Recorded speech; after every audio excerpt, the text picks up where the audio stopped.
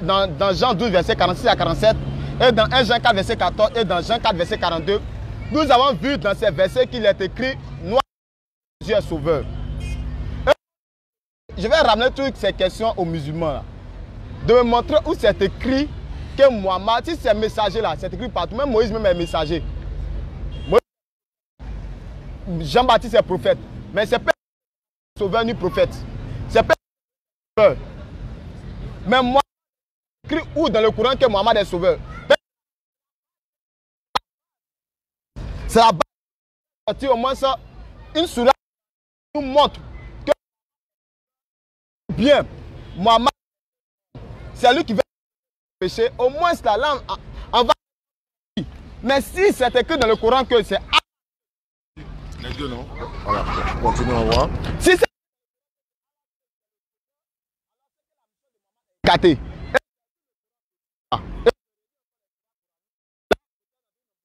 Non.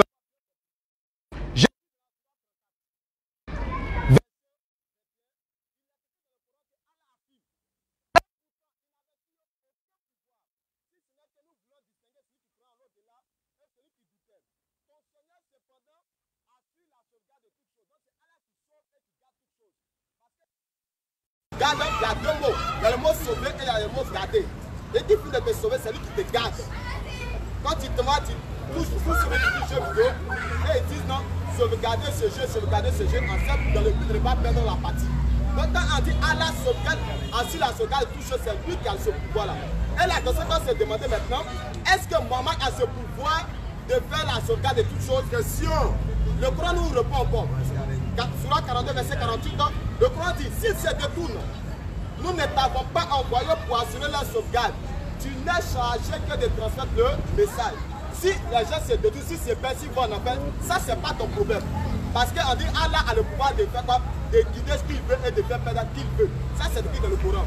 Quand souvent on dit que Allah me guide sur le droit chemin, c'est jamais dit que Mohammed me guide sur le droit chemin, mais c'est toujours Allah me guide sur le droit chemin. Donc pourquoi mettre cet attribut de sauveur si Mohammed, ce n'est pas écrit dans le Coran? Donc ce qui n'est pas écrit dans le Coran, ne le dites pas. Sinon si tu dis ce qui n'est pas écrit dans le Coran, tu deviens mécréant. Parce qu'on appelle ça, on appelle le Coran le rappel. Donc on doit te rappeler tout ce qui est écrit dans le Coran. Donc même si vous faites aussi un rappel du Coran, que le Coran dit que Mohammed n'est pas le sauveur, que c'est Allah uniquement qui est le sauveur. Quand on prend encore la sourate 6, verset 54, qu'est-ce que Allah nous dit là-bas? 7. Il vous épargne des preuves évidentes de la part de votre Seigneur. Donc, quiconque va faire, c'est sa faveur, c'est-à-dire quiconque va faire, il est sauvé. Et quiconque reste avec, c'est à son détriment. Car, c'est Mohammed qui parle, il dit, car moi, Mohammed, je ne suis nullement chargé de votre sauvegarde. C'est moi là, je ne peux pas vous sauver.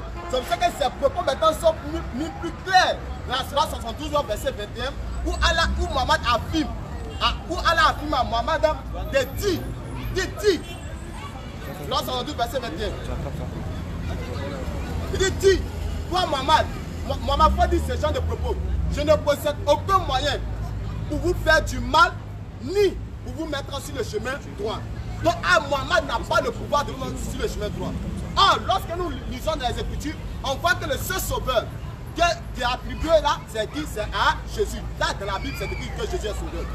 Tel que dans Jean 12, verset 46, 47, dans Jean 4, verset 42, et dans 1 Timothée, 1 Jean 4, verset 14. Donc, c'est écrit partout. Donc, moi, je suis là.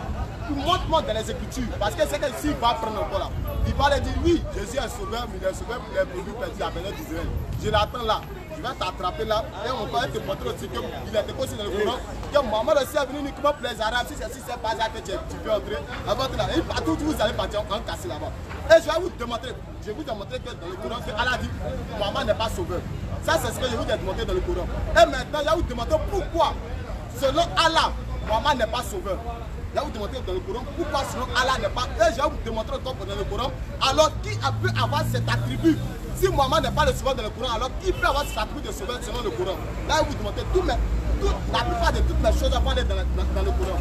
Parce que si je vais vous montrer d'abord, il y a d'abord montrer, moi il y a d'abord fini de faire pour montrer que Jésus est sauveur du monde. Ça c'est écrit. Si aussi tu veux être un mécréant, tu ne crois pas en ça. Parce que la phrase 5 à 46 à 47 a dit quoi? La 5 à 46 à 47. Préparez-vous, hein, vous allez poser des questions lorsque la série des questions sera. Voilà.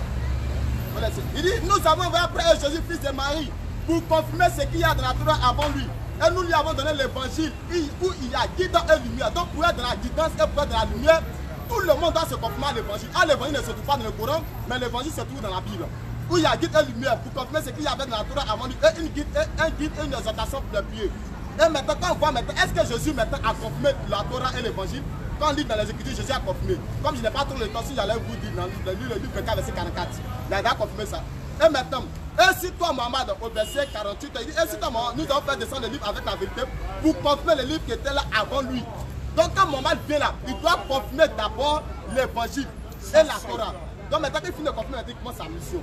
Donc là, je m'arrête là comme mon père d'art. Merci beaucoup. Tu as 10 minutes, tu finis à 17 h. On a un problème technique, donc on va maintenant, il y a un mètre de micro à côté. Il faut déboucher maintenant. Donc, allons-y. J'espère que vous m'entendez très bien. Je voulais que le débat soit un débat bien organisé où on rentre en profondeur des versets, mais j'ai cru que mon frère, après sa correction que je lui avais donnée au plateau, avait essayé de comment je vais dire, de s'éduquer un peu spirituellement et d'aller apprendre. Mais force est de constater que le monsieur n'a pas encore fini d'apprendre. Mais bon, c'est pas bien grave. Toujours à dire que j'ai toujours fait cette reproche. Voilà le reproche que j'ai toujours fait aux frères chrétiens. Voilà ce reproche que j'ai toujours fait. J'ai toujours dit, lorsque vous lisez un verset du Coran de grâce, ne coupez pas le verset et n'interprétez pas le verset à votre guise. Sinon, nous en tant que des gens qui sont doués d'intelligence, on va toujours vous ramener dans la véracité du verset. Car lui-même, je vais commencer là où il s'est arrêté avant de rentrer en profondeur pour essayer de lui donner un coup biblique et coranique, tranquillement. Parce que le but, le thème il est clair. Qui de Jésus et de Mohammed a été envoyé à toute l'humanité? Moi j'ai déjà dit, aucun être humain ici peut dire que lorsque Dieu envoie un prophète, ce n'est pas pour sauver son peuple, mais c'est pour les détourner, ou bien c'est pour les conduire en enfer. Nous savons très bien que l'obtention du salut se trouve quoi? Dans la grâce et dans la miséricorde de Dieu, à ce qu'il t'envoie ou au paradis. Non, il ne suffit pas de faire les églibitis, crier partout. Calm down. On va rentrer dans le vif du sujet. Comme il a commencé par le verset de la fin, où il a manipulé, il a maltraité le verset du Coran, il faut que je revienne donner droit au verset du Coran. Donc il a pris la sourate 5 à partir du verset 45 qu'il aime bien.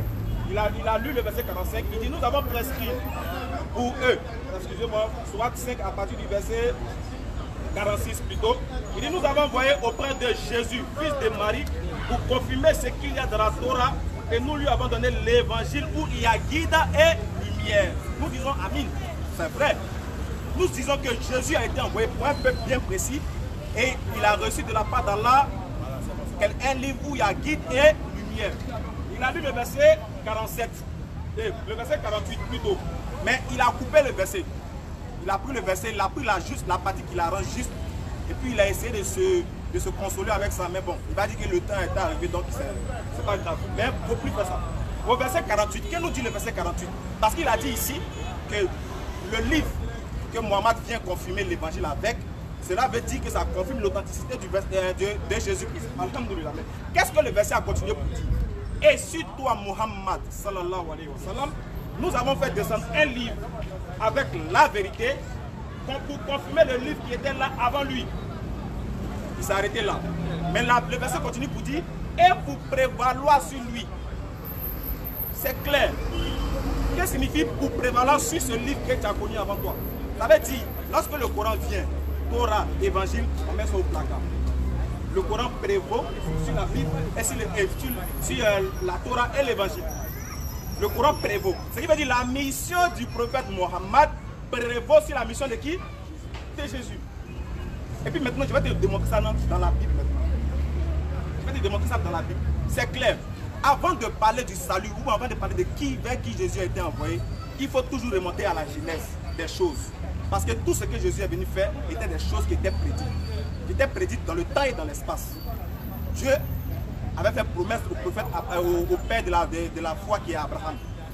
Dieu nous a dit dans la Bible, dans la Genèse 17 à partir du verset 19 à 20, Dieu nous avait donné deux promesses. Parce qu'Abraham étant vieux, a demandé à Dieu de lui donner un héritier. Comme il tendait à la vieillesse, comme il tendait plutôt, il était dans sa vieillesse et il tendait vers la mort, il a demandé à Dieu de lui donner un héritier. Croyant que c'était Eliezer de Damas qui allait être son héritier, Dieu va démontrer à Abraham que non, c'est celui-là même qui va sortir de tes reins et de tes entrailles qui sera ton héritier. Pour faire un peu court, Abraham a eu 2 enfants, Ismaël et Isaac. À Isaac, Dieu dit, Genèse 17, on va prendre Genèse 17, excusez-moi rapidement. Genèse 17 à partir du verset 19 et suite. Genèse 17 à partir du verset 19. Écoutez bien ce que Dieu dit. Genèse 19 plutôt. 19, 17. 17, voilà. 17, 19. On est à la Genèse 17, verset 19. Qu'est-ce que Dieu dit? Dieu dit, certainement Sarah, ta femme, t'enfantera un fils, et tu lui donneras le nom d'Isaac. J'établirai mon alliance avec lui comme une alliance perpétuelle pour sa postérité après lui. Si Dieu est un Dieu qui ne ment pas, nous devons savoir très bien que cette prophétie de Dieu, ce message que Dieu donne à Isaac doit s'accomplir dans le temps et dans l'espace. Nous savons tous que celui-là même qui est venu à l'accomplissement de cette promesse, c'est bel et bien Jésus. Je le démontre comment. Parce que Dieu avait fait une première promesse, avait une première alliance avec les enfants d'Israël, qui était le garant, celui qui était ce garant-là, c'était Moïse. Et on voit ça dans Ésaïe 24 à partir du verset 4 et 6 à 6. Mais puisque le peuple d'Israël maintenant avait reçu cette première alliance qui était basée sur les tablettes, qui étaient les commandements de l'Éternel, Dieu a dit aux enfants d'Israël, quiconque va désobéir à un seul commandement seront coupables de tous les commandements. Mais les enfants d'Israël vont désobéir. Et le verset 6 d'Ésaïe 24 nous dit, mais excepté un petit nombre, ce n'est pas tous qui vont me croire. À cause de ce petit nombre, Dieu décide de tisser une nouvelle alliance avec les enfants d'Israël. Le seul verset de la Bible où Dieu dit, voici, je tisse une nouvelle alliance avec les enfants d'Israël, se trouve dans Jérémie 31, à partir du verset 31 à 34. Regardez comment on va, je suis en train de vous montrer du début jusqu'à la fin pour connaître quelle était la mission de Jésus et vers qui cette mission a été destinée. Claire, s'il était envoyé à toute l'humanité, on saura en fonction de la Bible et du Coran. Donc, dans Jérémie 31, verset 31 à 34, Dieu nous dit, voici, je vais tisser une nouvelle alliance avec les 2 maisons d'Israël. Non pas une alliance comme celle qu'elles ont connue les pères, mais cette alliance-là sera ancrée quoi dans le cœur de ces personnes. Jésus va venir maintenant à l'accomplissement de cette nouvelle alliance.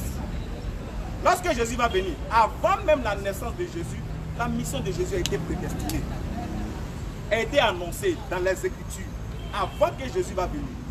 On n'avait même pas besoin que Jésus soit vivant pour nous dire vers qui et pour qui il a été envoyé. Nous lisons dans Matthieu 1. À partir du verset 21. Matthieu, le premier livre de l'Évangile. On est dans Matthieu 1, excusez-moi de retrouver rapidement. À partir du verset 21, qu'est-ce qu'elle nous dit?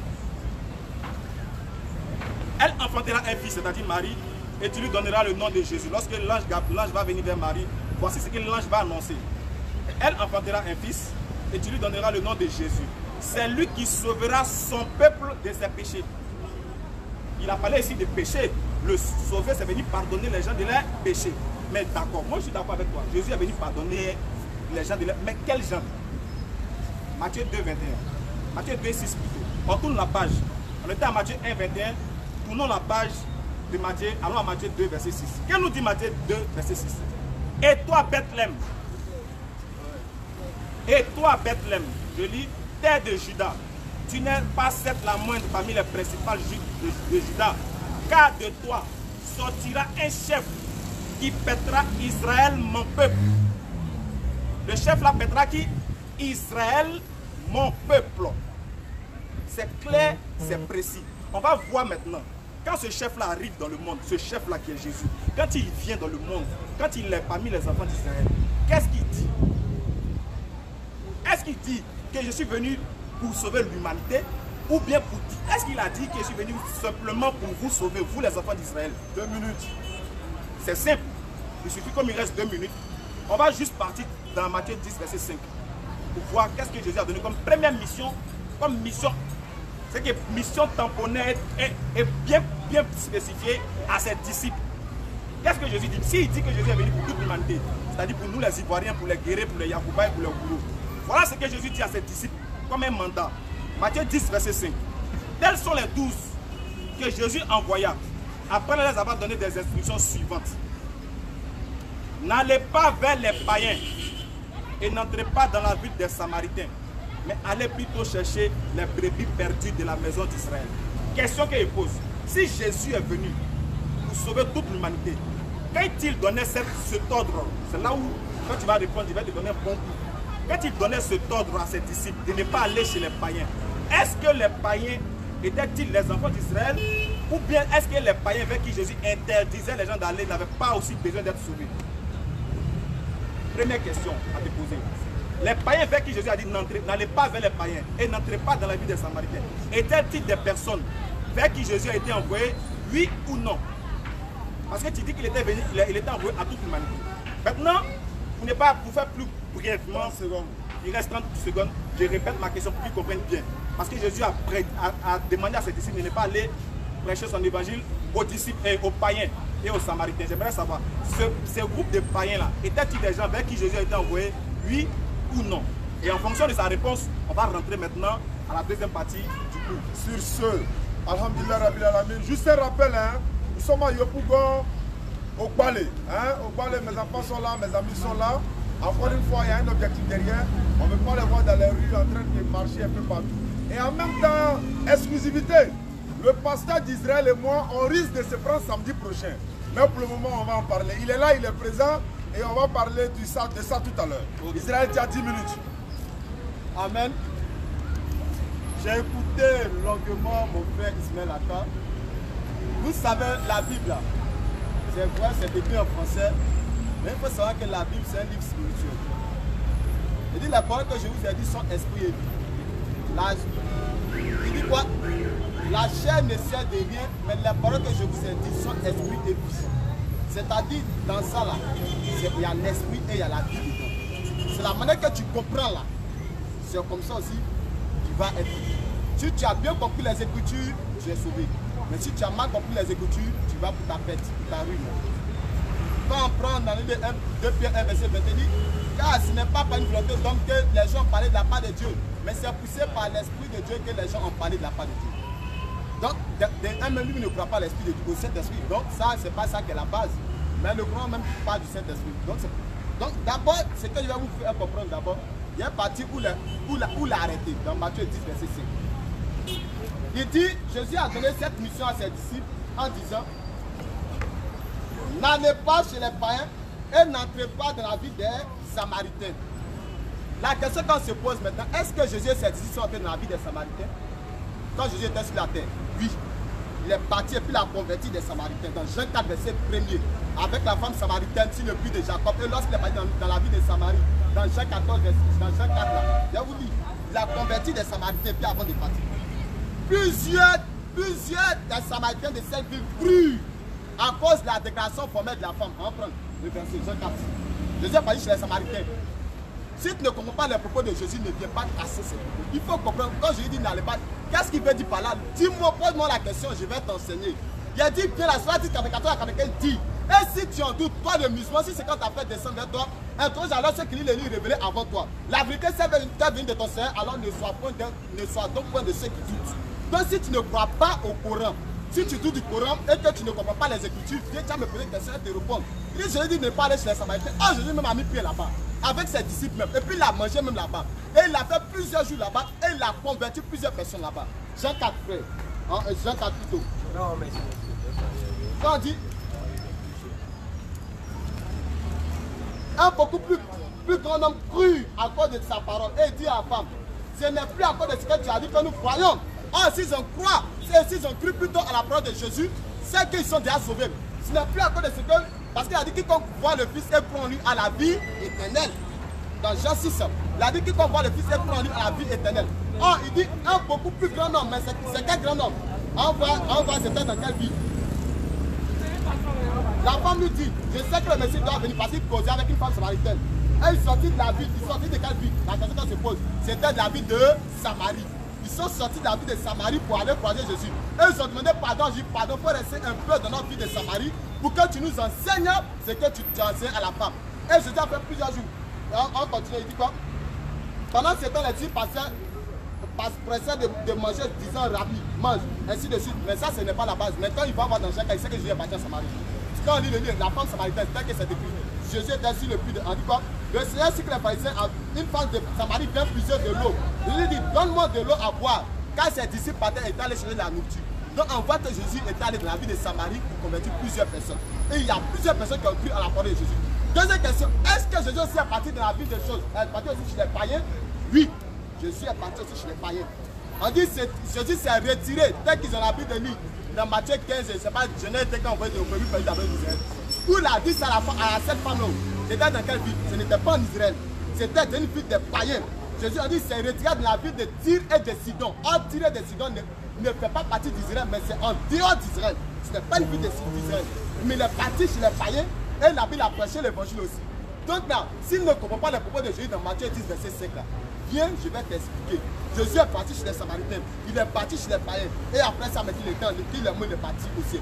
Il est enlevé. Ça d'abord, ça c'est la base d'abord. Je voulais effacer d'abord ce mensonge d'abord. C'est écrit très bien. Je crois bien que c'est écrit dans Matthieu 10, verset 5 où Jésus a dit, n'allez pas chez les païens, n'allez pas chez les Samaritains, allez plutôt vers les pauvres. Ça, je crois ça que c'est écrit. Mais la question quand c'est pour maintenant, est-ce qu'il est parti là-bas? Je lui ai montré par deux versets qu'il est parti là-bas. Deux versets d'abord que Jésus est parti là-bas. Et il y a des personnes qui ont cru en lui. Et maintenant,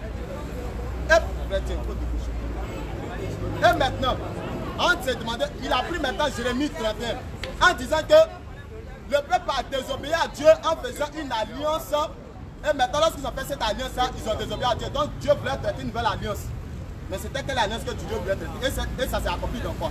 Ça s'est accompli en Jésus-Christ. Et maintenant, quelle était cette alliance? 2 Corinthiens 3, verset 6, nous dit quoi? 2 Corinthiens 3, 6, nous répond ça. Puis nous aussi, on dit qu'avant d'être une nouvelle alliance, non de la lettre, mais de l'esprit. Car la lettre, tu pensais ce qu'ils avaient reçu là-bas, c'était la lettre. Mais aujourd'hui, nous avons une nouvelle alliance qui est l'esprit. Oui. Car la lettre, il dit quoi? 2 Corinthiens 3, verset 6. Excusez-moi. Nous aussi, on dit qu'avant d'être une nouvelle alliance, non de la lettre, mais de l'esprit. Car la lettre tue, mais l'esprit vivifie.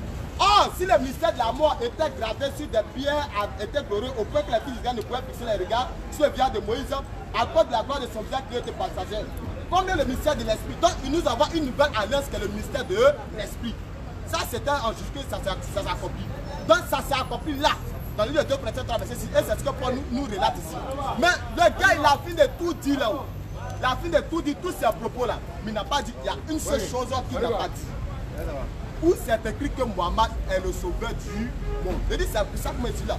Il ne peut pas me montrer dans les Écritures où c'est écrit que Mohammed est le sauveur du monde. Ah, moi je peux te montrer ce que tu as dit, non, il était envoyé, il a fait la... Il n'a rien dit. Qu'il a tissé, mais est-ce que tu as dit que c'est avec Ismaël a tissé l'alliance? C'est avec Isaac que Jésus Dieu a tissé son alliance. Ça c'est écrit dans les Écritures, ça c'est écrit dans la Bible. C'est avec Isaac. Et le Coran même dit que c'est dans la descendance d'Isaac et de Jacob que Dieu a mis la prophétie. C'est-à-dire que tous les prophètes qui doivent sortir là, c'est uniquement dans la descendance d'Isaac et de Jacob. Mais à Ismaël, il sort de la descendance, Mohammed sort de la descendance de qui? Il sort de la descendance d'Ismaël. Or, le Coran nous dit que c'est de la descendance d'Isaac et des choses de Jacob. Et que tous les prophètes doivent sortir. Donc, il faut laisser faire des sexe. Nous ne sommes pas là sur la base de savoir alliance, c'est avec qui Dieu a tissé cette alliance, ou bien que le fils de la promesse, toutes ces choses-là. Ce n'est pas ça sur ça. J'ai dit de monter dans le Coran, ça c'est la base qui est là. Vous pouvez de monter dans les Écritures. 1 Jean 4, verset 14, Jean 10, verset 46 à 47, et dans dans 1 Jean 4, verset 24, que la prise ont montré Jésus en tant que sauveur du monde. Ça c'est une loi sur blanc. Montre-moi dans le Coran où c'est écrit que Mohammed est sauveur du monde. Ça, on va aller pas à pas. Si c'est écrit pour dire que Mohammed est envoyé uniquement pour les choses en la Mecque, ou bien pour les Arabes, ça le Coran, c'est bête, depuis que tu fais un coup pour ça, et je vais te donner pourquoi Mohammed est envoyé uniquement pour les Arabes. Ça peut te faire un coup uniquement coranique, et je ne vais même pas te mettre dans la Bible. Là, tu fais uniquement un coup coranique. Donc, il faut me montrer dans la Bible. Quand on fait débat avec eux, j'ai envie de dire, hey, vous la montrez-moi dans les Écritures où Jésus-Christ a dit, je suis Dieu, adorez-moi. Si tu ne me montres pas que Jésus-Christ n'est pas Dieu. Au total, montré où c'est écrit que Mohammed est sauveur du monde. Je vois ça très clair. Je n'ai été j'étais envoyé à l'univers. C'est ça qui est là. C'est pas ça. C'est un tournée de voir sauver. Je dis d'abord pour sauver là, il vient nous sauver de quoi? Une minute. C'est la base qui est là. Il vient nous sauver de quoi? Parce qu'on dit sauveur du monde, tu viens nous sauver de quoi? Le Coran dit c'est quand Allah te pardonne tes péchés que tu es sauvé. Est-ce que Mohammed a le pouvoir de pardonner les péchés? Si Mohammed n'a pas le pouvoir de pardonner les péchés, donc il n'est pas sauveur. Or, lorsqu'on rentre dans la Bible, on dit que c'est Jésus-Christ seul qui a le pouvoir sur la terre de pardonner les péchés du monde. Ça, c'est écrit dans la Bible. On dit c'est lui seul qui a le pouvoir sur la terre. Si toi tu n'es pas sur la terre, que tu es sur Mars, c'est que toi tu es écarté. Mais étant donné que tu es sur la terre, si Mohamed est sur la terre, si vous tous êtes sur la terre, vous les musulmans, c'est Jésus seul qui a le pouvoir de pardonner les péchés du monde. Il n'a jamais entendu dans la bouche d'un musulman qu'il a dit non, Mohamed pardonne mes péchés. Mais que Mohamed me dit sur le droit chemin. C'est toujours dit que Allah me dit sur le droit chemin. Donc vous voulez démontrer par A plus B que Mohamed est sur. Oh, c'est pas écrit. Ce n'est pas écrit, dans la Bible, dans le Coran, ni dans la Bible, que Mohamed est sauveur du monde. Donc on va monter, on va descendre. Moi c'est ce verset-là que j'attends. Au moins s'il y a ce verset-là que j'attends, je serai clair avec toi de saluer. Moi je t'ai montré 3 versets d'abord. Si c'est les autres versets, si Jésus est sauveur du monde, je vais te montrer après. Sur ce, vous avez la parole. On n'a pas le temps à perdre. On n'a pas le temps à perdre. Alors, vraiment, je ne sais pas pourquoi mon frère a les palpitations déjà. J'apprends 8 à 2 on dit là.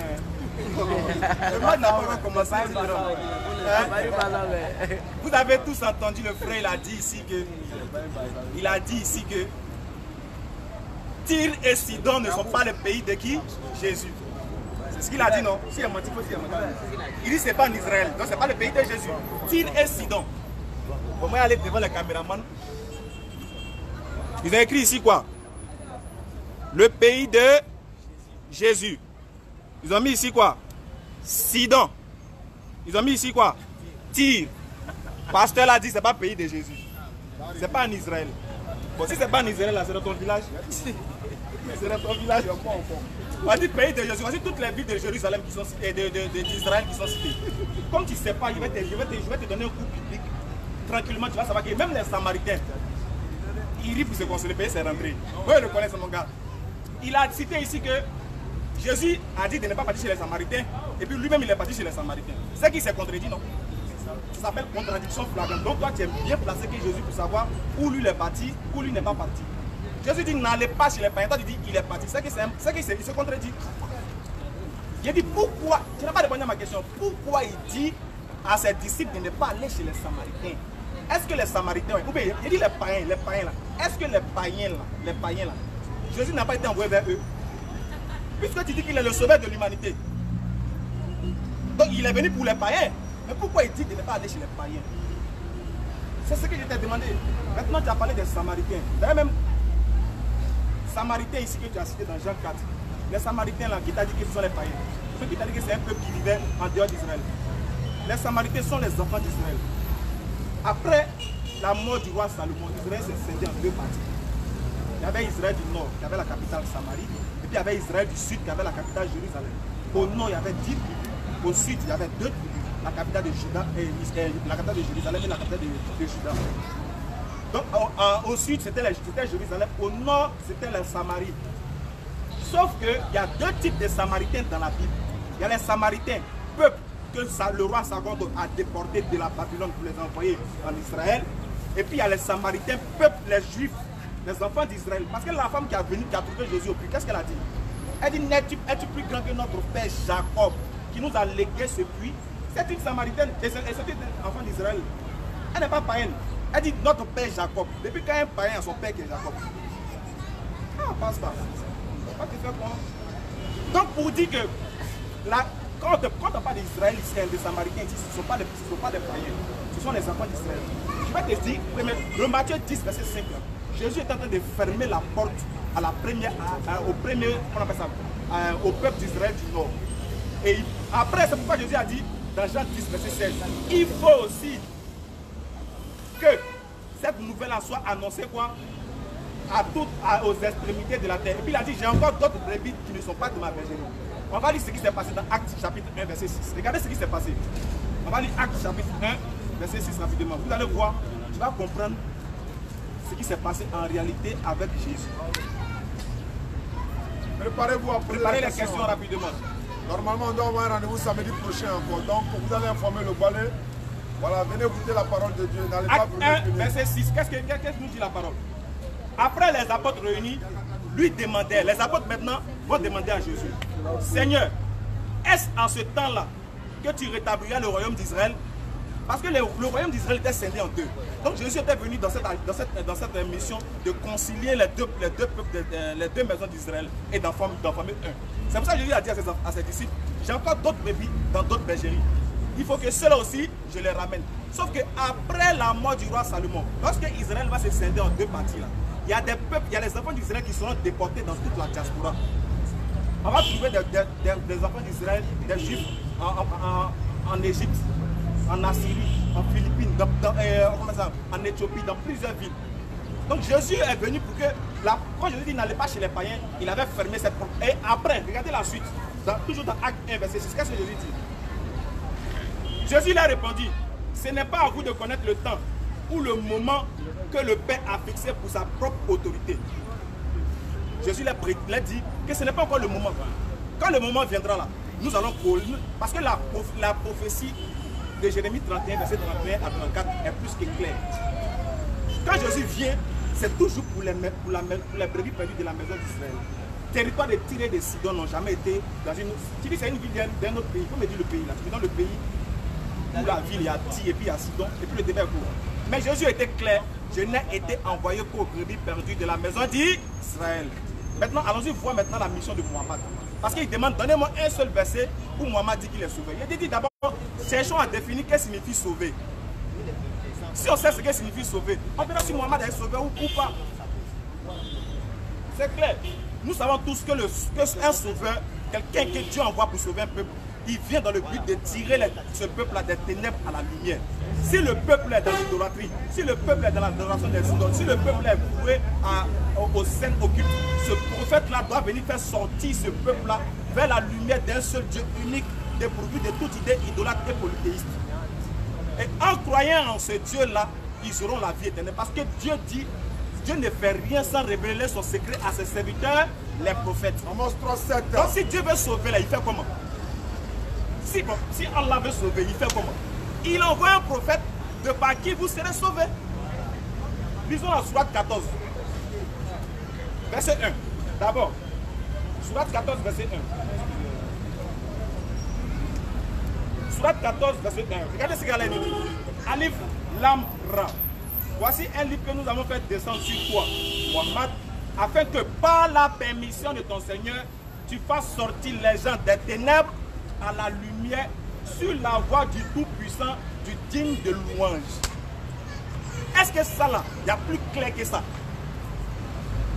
Sourate 14, verset 1. C'est la première mission, il y a déjà 4 années. C'est plus que clair. Tirer les gens des ténèbres à la lumière. Maintenant, ici, d'abord le débat n'est pas de savoir comment on est sauvé. On va aller étape par étape. Le débat ici, c'est de savoir est-ce que Mohammed a été envoyé à l'humanité tout entière ou Jésus. Maintenant, la conception de l'acte salvatrice, on peut faire un autre débat dessus. Mais pour l'instant, on est ici. Est-ce que Mohammed a été envoyé à l'humanité tout entière ou pas? S'il n'est pas sauvé, ça c'est un autre débat d'abord. Voilà. Mais on veut savoir est-ce qu'il a été envoyé à l'humanité ou bien il a été envoyé seulement qu'aux Arabes, comme tu l'as dit. Je t'attends, tu fais sortir les versets. On n'est pas encore sur le thème de savoir comment serons-nous sauvés. On est par qui d'abord? Quand on sera comment là? C'est là on va arriver sur la doctrine du christianisme. On verra si, parce que pour vous, pour être sauvé, il faut prendre la mort et au sang qui a coulé de Jésus sur la croix pour être sauvé. Ça, tu sais que là-bas, il n'y a pas m'amuser toi. Mais quand le temps va arriver, tu seras servi. Allons-y étape par étape. On a beaucoup de débats. Hein. J'ai du temps pour te rééduquer. 3 minutes. Voilà. Donc pour te dire, pour dire, ça c'est un verset d'abord. Je vais lui donner, il dit donnez-moi dans le Coran où Mohammed était envoyé comme sauveur. Claire, mon frère, ici là, le mot sauver là, il faut utiliser toujours le concept définitionnel. Nous savons tous que Dieu dit qu'il est miséricordieux dans le Coran, n'est-ce pas? Allah dit il est Ar-Rahman, il est Ar-Rahim. Maintenant, nous savons tous que c'est par la miséricorde de Dieu que nous serons sauvés. C'est par la miséricorde de Dieu que nous allons au paradis, n'est-ce pas? C'est quelque chose que nous sommes, c'est par la miséricorde de Dieu que nous serons sauvés. Sans la miséricorde de Dieu, personne ne pourra être sauvé. N'est-ce pas? Maintenant, Allah dit dans la sourate 21, verset 107, nous t'avons envoyé en tant qu'une miséricorde pour l'univers. Mon frère, toi tu cherches sauveur. Allah dit il a envoyé Mohammed comme une miséricorde pour l'univers. Tu peux définir le mot miséricorde? Si tu me montres la définition du miséricorde, si tu me donnes la définition étymologique du sens du mot miséricorde dans cette phrase-là, le débat est court. Tu cherches sauveur. Oh, il y a plus que sauveur. Mais avant de sauver, fais quoi? Miséricordieux.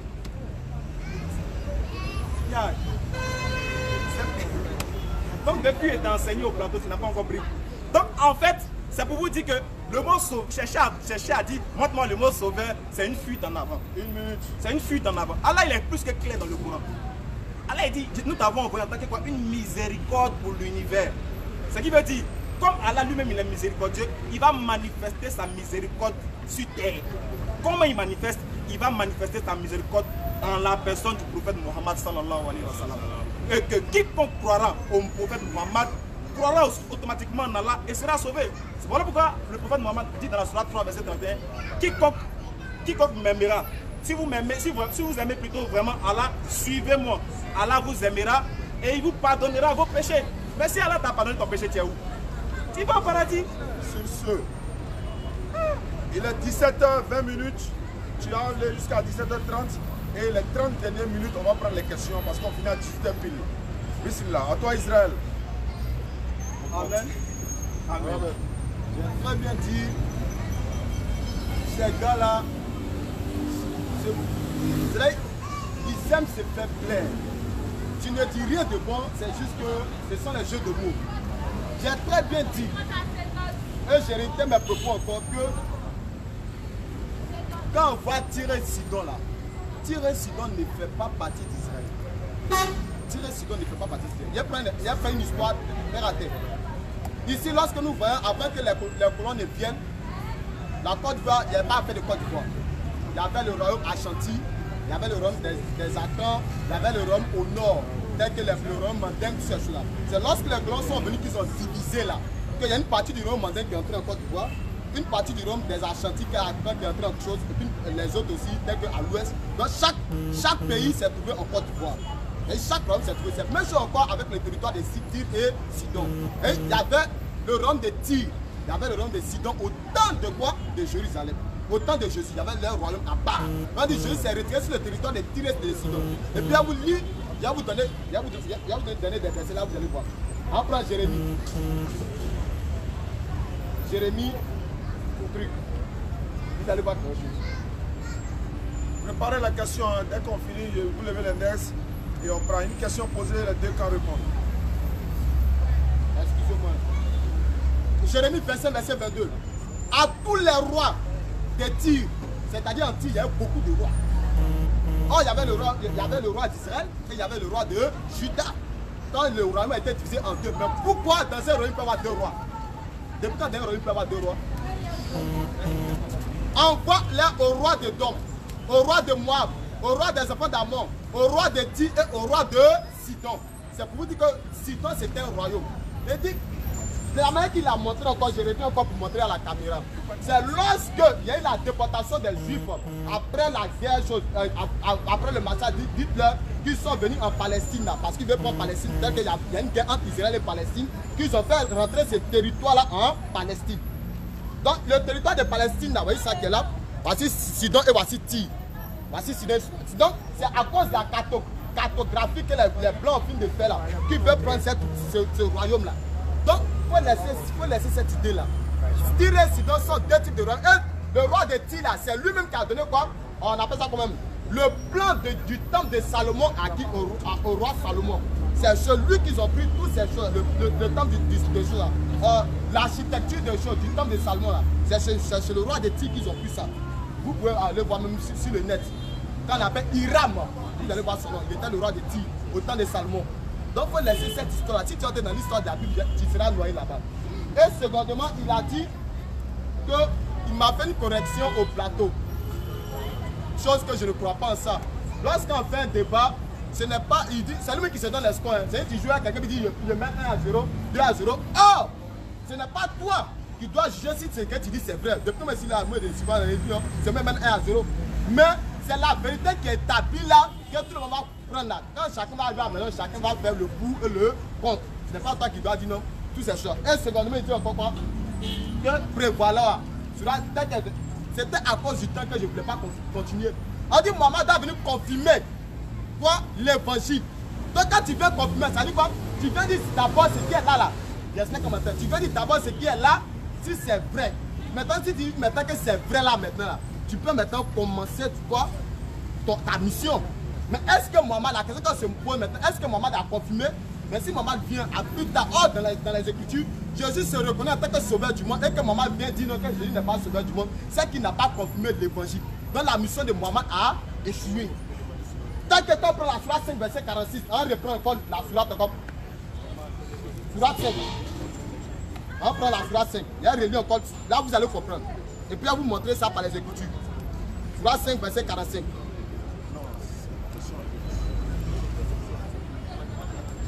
Sourate 5.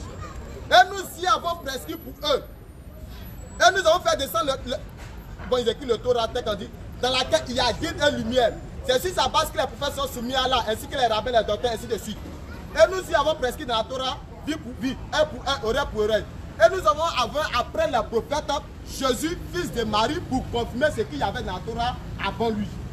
Donc on va poser maintenant la question à Jésus. Dès que la sourate 46 à 45 dit que tu viens pour confirmer, est-ce que Jésus tu as confirmé? Jésus va nous répondre dans Luc 24, verset 44. Puis il leur dit, c'est là ce que je vous disais lorsque j'étais encore avec vous, qu'il fallait que ça accomplisse tout ce qui est écrit de moi dans la loi de Moïse, dans les prophètes et dans les psaumes. Jésus a confirmé ça. La loi de Moïse, on appelle la Torah, les prophètes et les psaumes, c'est tout ça qui confirme la Torah. Donc Jésus a confirmé maintenant que tout ce qui est écrit de lui, c'est ce que lui est venu confirmer ça. Et secondement maintenant, est-ce que Maman a confirmé maintenant après encore les écrits de Jésus? C'est-à-dire tout ce qui est écrit dans l'évangile. Maman, il n'est pas vu où Maman a confirmé. Parce que dans l'évangile, il est écrit que c'est Jésus qui est le sauveur du monde. Donc Maman, lorsqu'il vient là, il doit demander par A plus B que c'est Jésus qui est le sauveur du monde. Donc c'était ça d'abord que je voulais toucher un peu. C'était ça maintenant. Et maintenant, je vais vous montrer encore dans le Coran maintenant pourquoi d'abord je vous avais dit que j'ai pris des versets, des sourates pour vous montrer que Maman n'est pas le sauveur. Il n'a même pas touché ces sourates là. On dit tu n'es assuré. On peut reprendre encore la sourate là. Sourate 42.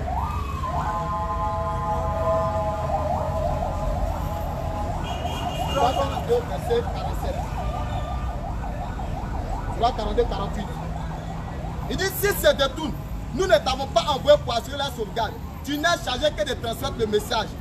C'est-à-dire, lui là, il ne peut pas être là pour sauver les gens.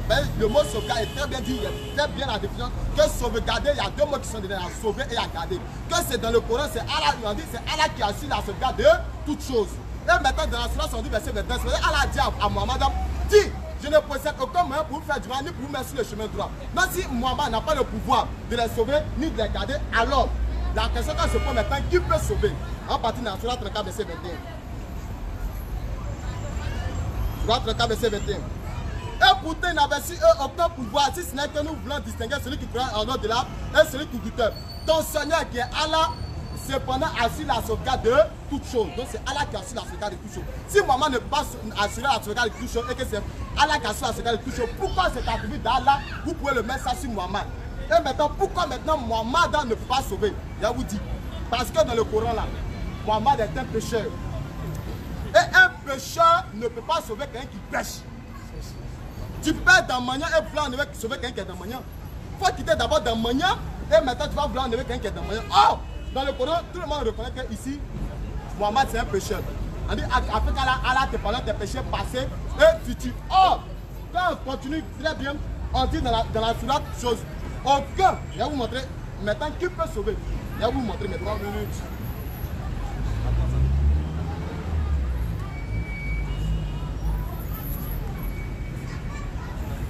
Sourate 48.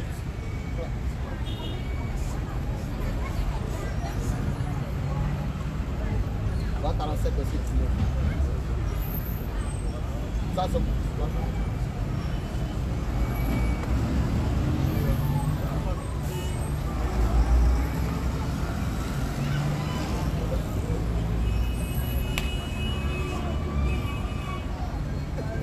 voilà. On dit qu'aucune âme d'abord ne portera le fardeau, le péché d'autrui. Et maintenant, dans nos sourates, on dit aucun pécheur ne portera le péché d'autrui. Voilà, dans la sourate, dans 9, verset 7, c'est ce que je dis. La sourate 31, verset 7, il est écrit, si vous ne prenez pas là, c'est parce que l'argent de vous, de ses serviteurs, cependant, il n'agrée pas la mécréance. Et si vous êtes reconnaissant, il agrée pour vous. Nul pécheur ne portera les péchés d'autrui. Ça, c'est écrit dans le Coran. On dit aucun pécheur. La question se demande maintenant, est-ce que Mohammed est un pécheur? Le Coran nous a dit dans la sourate 45, verset 19, et la sourate 48, verset 1 à 2, que Mohammed est un pécheur. Donc, si aucun pécheur ne peut porter les fardeaux d'autrui, est-ce que dans le Coran, qui est sans péché? Dans la soirée 19, verset 19, on dit Jésus est sans péché, c'est un fils pur. Et tout le monde, tous les musulmans le confirment ça. Donc si aucun péché ne peut porter les fardeaux d'autrui, et que quelqu'un maintenant qui est sans péché, est-ce que lui peut porter ou ne pas porter? Est-ce que lui peut porter ou ne pas porter? On dit aucun pécheur ne portera les fardeaux d'autrui. Donc maintenant c'est celui qui n'est pas pécheur qui peut porter les péchés de quelqu'un. Donc maintenant, étant donné que dans le Coran reconnaît que Jésus est sans péché, alors c'est Jésus maintenant qui peut porter les fardeaux d'autrui. C'est pour cela que la Sourate nous dit, dans la Sourate 546 à 47, encore j'ai lu encore ce verset, on dit l'évangile est un guide et une exhortation pour les pieux. Si un musulman veut être un pieux dans le monde entier, il doit se conformer à l'évangile et à la Torah. Parce qu'on dit c'est un guide et une exhortation pour les pieux. Donc si tu ne te conformes pas à l'évangile et à la Torah, tu n'es pas un pieux, tu es un mécréant. Et tu meurs comme tu vas en enfer. Ok. Il fait 17h30. On va prendre les questions maintenant. Une question posée, 5 minutes pour répondre, les deux camps vont répondre. Ouais, première question, tu te lèves et tu parles un peu plus fort. D'accord, il n'y a pas de souci. Bon, salam alaikum. Wa alaikum Je me nomme salam. Ibrahim. Ok, je suis musulman. Ok, j'aimerais poser ma première question parce que j'ai 3 questions ici. Non, une seule question. Voilà, Tu peux résumer. tu prends la plus intéressante. Ok, il n'y a pas de problème. Dieu qui est le créateur de toutes choses devra déclarer explicitement dans la Bible comme dans le Coran qu'il a envoyé Mohammed ou Jésus-Christ comme le sauveur du monde. Vous avez compris? Ok. Dieu, oui, qui est créateur de toutes choses, d'accord. devra déclarer Dieu explicitement doit dire lui-même. qu'il a envoyé Il a envoyé Jésus ou Mohammed comme sauveur de l'humanité tout entière. Voici sa question. Dans la Bible comme dans le Coran, 5 minutes divisé par 2, 2 minutes 50, 2 minutes 30 et voilà. Donc, vas-y. Bon, vous voulez qu'on fait 5-5? 5-5 c'est bon, ça va prendre trop, on va prendre trop de questions. On va prendre trop de questions, on prend 5 minutes pour nous deux. Donc on fait comment? On va prendre 3-3.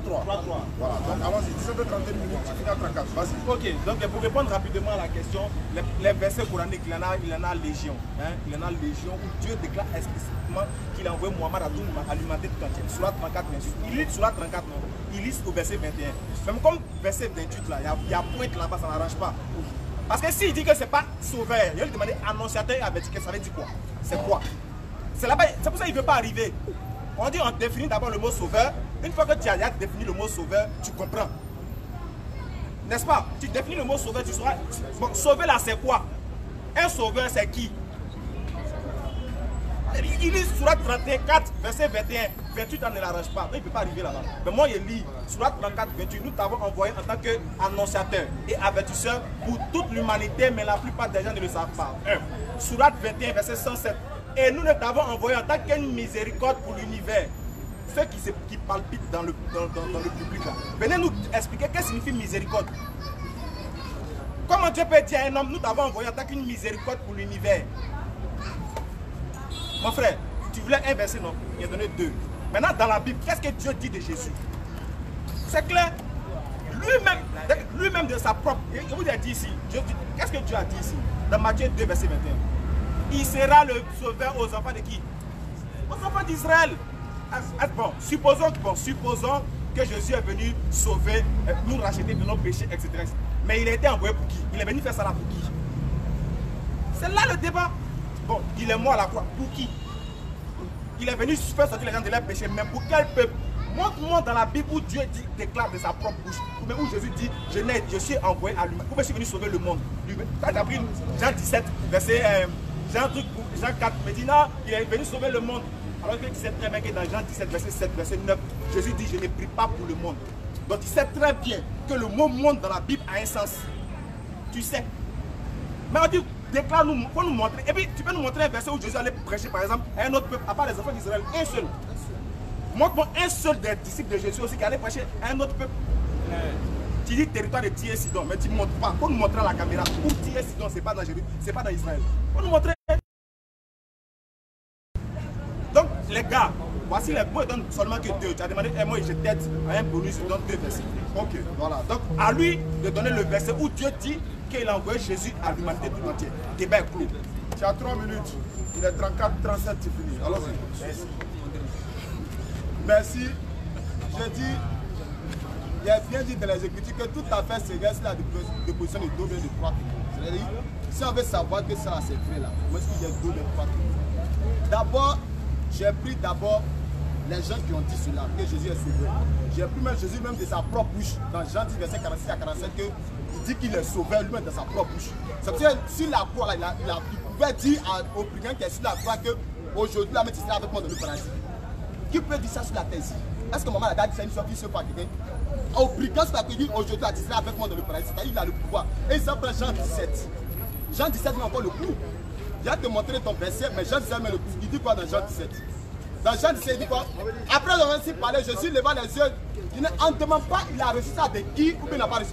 S'il a reçu ça de Dieu, Dieu merci. C'est que c'est Dieu qui l'envoie en tant que sauveur. S'il a reçu ça de lui, mais aussi Dieu merci. Après avoir ainsi parlé, Jésus leva les yeux et dit: Père, là est venu glorifier ton fils afin que ton fils te glorifie. Selon que tu lui as donné le pouvoir sur toute chair. Toi, tu ne peux pas partir des chairs. Il dit: tu lui as donné le pouvoir sur toute chair, afin qu'il accorde la vie éternelle à tous ceux que tu lui as donné. C'est quand on dit accorder la vie éternelle, c'est sauver. Et quand tu as la vie éternelle, c'est pour que tu sois sauvé. C'est lui, c'est tu lui as donné le pouvoir, tu lui as donné le pouvoir, afin que lui-même il peut donner la vie éternelle, il peut donner le salut à qui il veut. Donc maintenant, devant maintenant, Dieu a envoyé un agent pour dire que c'est Jésus qui est sauveur. Luc. Il dit: Dieu a envoyé un ange. Quand un messager vient, quand un ange vient, c'est d'abord de qui? Luc, frère. Luc 2. Lorsqu'il est né, on dit: et voici un ange du Seigneur leur apparu. Et la gloire du Seigneur répandit autour d'eux. Et il fit saisir du grand frère. Mais l'ange leur dit: ne craignez point, car je vous annonce une bonne nouvelle qui sera pour tout le peuple. Le sujet d'une grande joie. C'est aujourd'hui, dans la vie de David, il vous est né un sauveur qui est le Christ, le Seigneur. Oh, qui est le Christ? Qui est le Christ? Dans le Coran, on dit c'est Al-Masih, le Messie, fils de Marie. C'est celui qui est le Christ. Donc, ça l'ange même a dit ça à des personnes. Luc 2, verset 6 à 7. Donc, c'est écrit dans ça, c'est écrit dans la Bible, si c'est chose là. Mais il faut savoir que la mission de Jésus là, Jésus n'était pas comme les prophètes pour dire que c'est Dieu qui va lui parler. Parce que lui-même parlait de lui-même. Il dit, ça veut dire en vérité, je vous l'ai dit. Mais quand les autres prophètes viennent dire, il dit: ainsi parle l'Éternel. Mais Jésus n'a jamais parlé de la part. Il dit: non, ainsi m'a envoyé mon Dieu. Jamais. Mais il dit ça de sa propre autorité. Parce qu'il avait l'autorité. On lui a donné l'autorité. Il pouvait dire à qui il veut que tes péchés te sont pardonnés. Or, pour que tu sois sauvé, c'est dire d'abord la base, c'est de connaître comment on est sauvé. Tant que tes péchés ne sont pas pardonnés, même si tu veux, faut avoir tout le message de Mohammed, même si je crois ça, si Allah ne m'a pas pardonné mon péché là, je ne peux jamais être sauvé. Merci beaucoup. Est-ce qu'il y a là? Prochaine question. Oui. Votre question. Tout le monde pose, hein, chrétien, musulman, athée, païen, tout le monde. Je me nomme M. Koné Ibrahim. Monsieur Koné Ibrahim posera sa question. Oui. Tout à l'heure, j'ai pu entendre dans l'intervention de mon frère que Jésus avait le pouvoir de pardonner. Oui. Voilà, mais la question que moi je souhaiterais poser est que si Jésus pardonne tes péchés, est-ce que si Dieu ne pardonne pas tes péchés, est-ce que tu pourrais être sauvé? Voilà sa question. Voilà. Si oui, est-ce qu'il n'y a pas un verset dans la Bible qui contredit cela? Jésus peut te pardonner pour que tu sois sauvé. Oui. Voilà, mais est-ce qu'après le pardon de Jésus, si Dieu, l'éternel Dieu lui-même ne te pardonne pas, est-ce que le pardon de Jésus peut te sauver alors que Dieu ne t'a pas pardonné?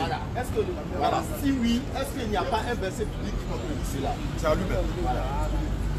Ça a commencé après, c'est donc Israël dira, bon, allons-y. Hein. C'est ce que j'ai dit. On fait 5 minutes. S'il dit que tes péchés sont pardonnés, il est envoyé par qui? C'est pas Dieu qui l'a envoyé. On voit encore. Jean 3, verset 35. Le Père aime le Fils et il a remis toutes choses entre les mains du Fils. C'est-à-dire qu'il dit qu'il a remis toutes choses. Même si le Fils dit va en enfer, tu vas en enfer.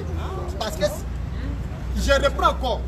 Le Père aime le Fils et il a remis toutes choses. Vous-même, vous savez que quand Jésus va venir, c'est lui qui va vous juger. Donc on va dire, ah, le Coran dit, non, toi, tu n'as pas le public. Allons-y. Les réponses, pas les réponses. Qu'est-ce qu'il dit là? Tout le monde sait, tout le monde est unanime que si Jésus vient là, nous attendons l'arrivée de... Nous attendons l'arrivée de Jésus pour que tout le monde soit ressuscité. On dit que ce sera un signe pour la résurrection. Jésus sera un signe pour les gens. C'est-à-dire quoi? Quand Jésus va venir, c'est pour la résurrection. Et tout le monde sait que quand Jésus va venir, c'est pour juger le monde. Et avec l'histoire de Dieu, Djadja, Satan, toutes ces choses-là. Mais je reprends encore le verset. Il dit, si Jésus pardonne les péchés que Dieu n'a pas acceptés là-haut, c'est qu'il y a contradiction là. C'est ce qu'il dit. Dieu même il s'est écarté, il a mis tout dans la main de Jésus. Mais ça, il reprend comme le Père aime le Fils. Tu n'as pas besoin de croire ça. Parce que c'est ma Bible qui le dit. Moi, je crois la Bible, toi, tu crois ton Coran. C'est deux livres qui sont différents. Donc, si je te dis quelque chose, tu n'as pas besoin de croire ça. C'est ma Bible. Le Père aime le Fils et il a remis toutes choses en ses mains. Jean 3, verset 35. Celui qui croit au Fils a la vie éternelle. Celui qui ne croit pas au Fils ne verra point la vie. Mais la colère de Dieu demeure en lui. Il lui a donné tout ça.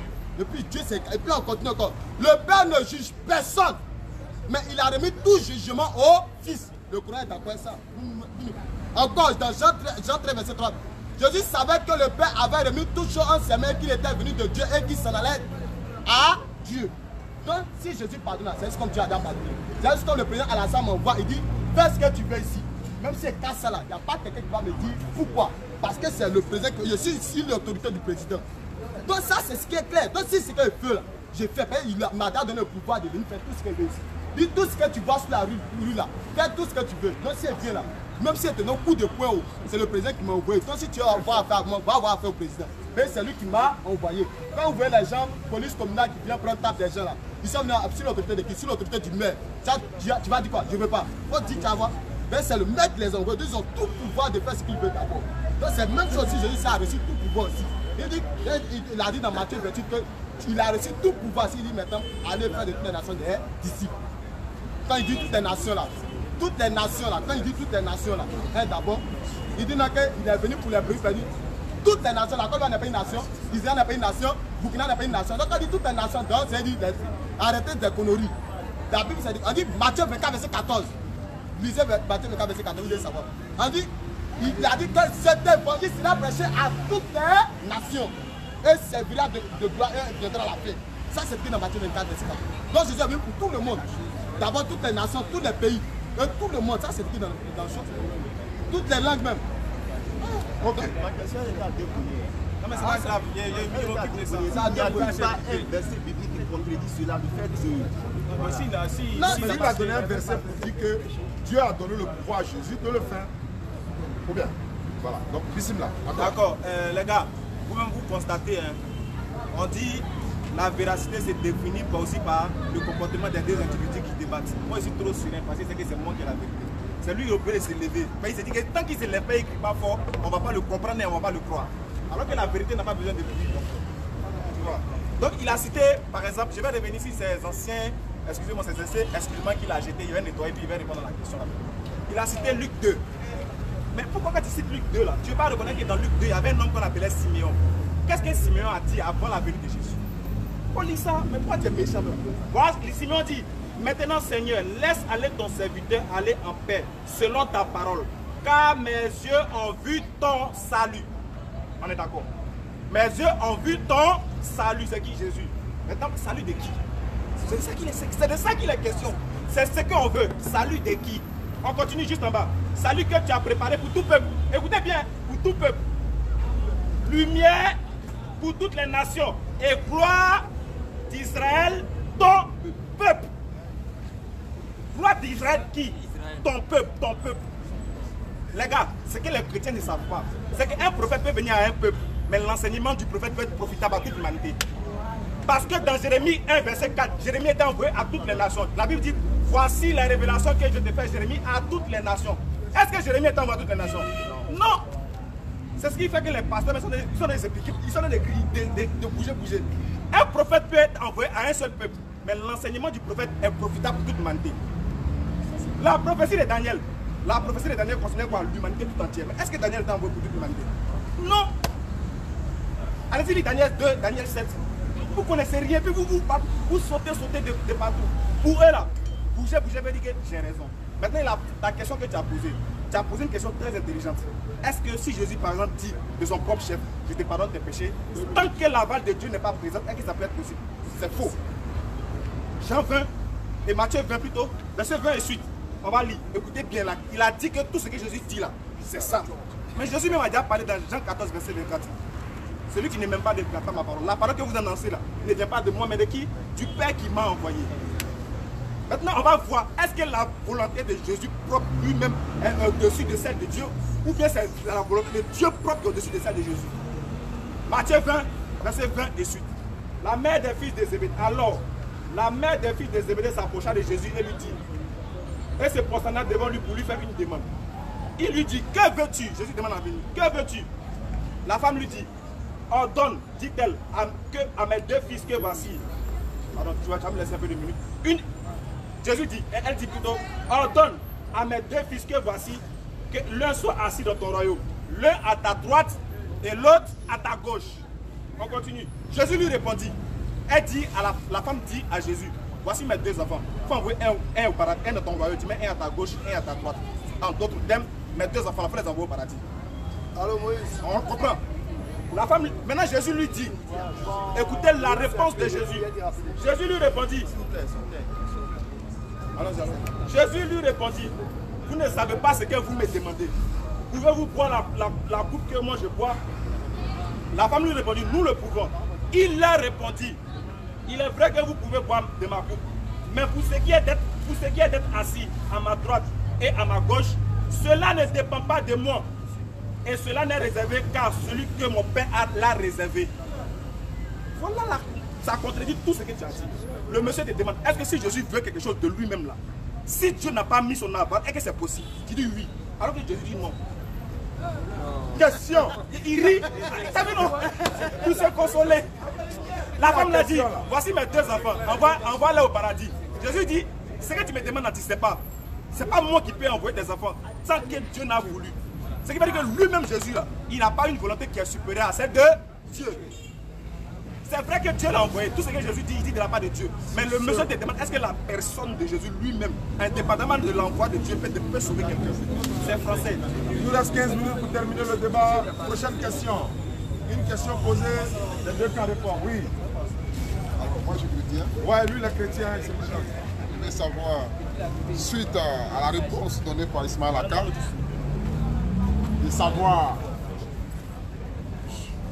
je pose ma question de savoir, suite à la réponse qu'a donnée Ismaël Aka, oui, et que Jésus n'est pas au-dessus de la volonté de Dieu, qu'il a donc envoyé, et que si Jésus dit une chose sur la terre ici, et que Dieu n'est pas d'accord avec cette chose-là, alors que cette chose est annulée, parce que c'est Dieu qui a une volonté supérieure à celle de Jésus. Claire. Nous avons ça maintenant dans le ministère terrestre de Jésus là, qui me donne un verset où Jésus a fait quelque chose qui était contraire à la volonté de Dieu. Dans le ministère terrestre de Jésus, a-t-il fait quelque chose qui était contraire à la volonté de Dieu? Je suis trop content parce que ça, c'est le pasteur maintenant qui me pose la question, le Dangoroba.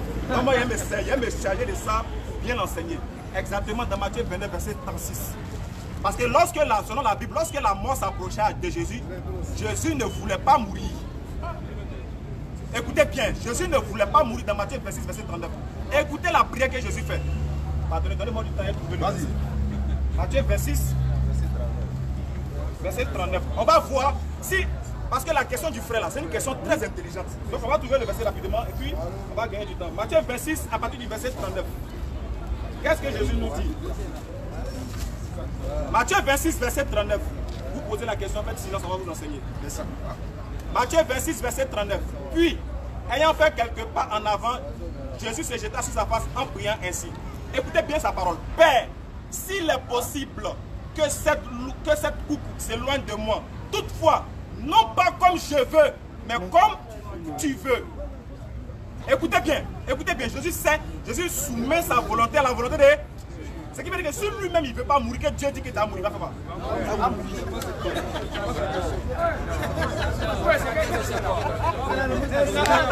Attaque-lui. Donc les frères, le pasteur est en train de s'agiter. Le pasteur demande, est-ce que si Jésus demande quelque chose, pendant son ministère terrestre, là, est-ce qu'il sera contraire à celle de la volonté de Dieu? On va bien reprendre encore. C'est pas ce que j'ai dit. J'aimerais que M. Ismaël Aka prenne son souffle. Écoutez bien. Calme sa joie. De pouvoir savoir me répondre. On est en direct. J'ai dit, est-ce que dans le ministère terrestre de Jésus-Christ, a-t-il fait une chose une fois qui était contraire à la volonté de Dieu? C'est tout. Mais ça n'a pas été posé. Puis quitter la scène.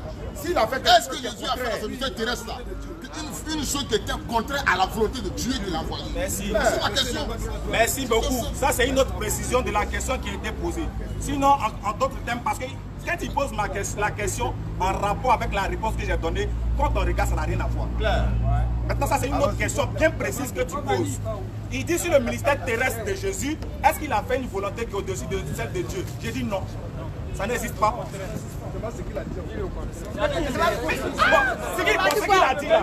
Bon, d'accord, bon, ce qu'il a dit là, ça n'existe pas. Aucunement dans le ministère terrestre de Jésus, il a fait quelque chose que Dieu n'a pas voulu, mais il a voulu faire quelque chose au-dessus de la volonté de Dieu. Ça n'existe pas. Parce qu'il est venu faire la volonté de Dieu. Mais attends, c'est moi qui parle. Les frères, demandez aux gens de se calmer.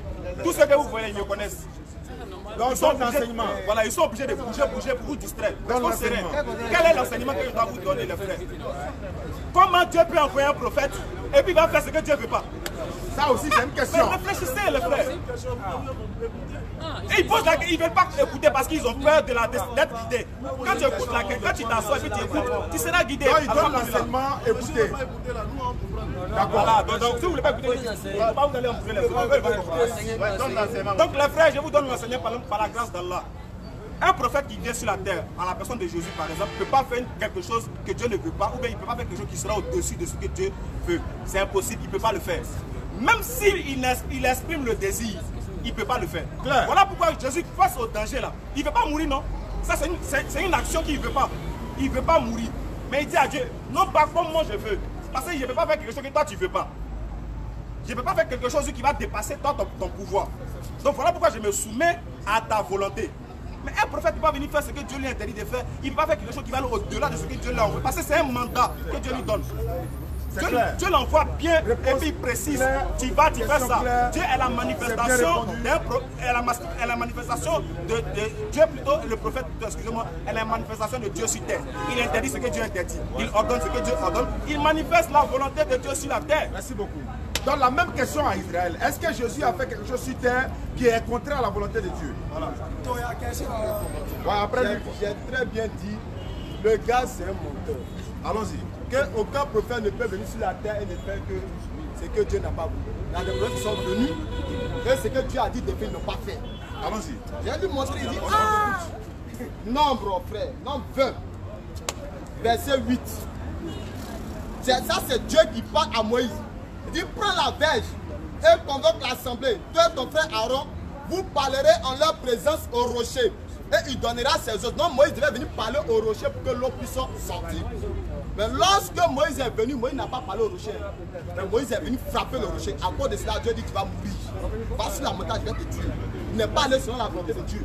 Il est allé lui selon sa propre chair, selon sa propre volonté.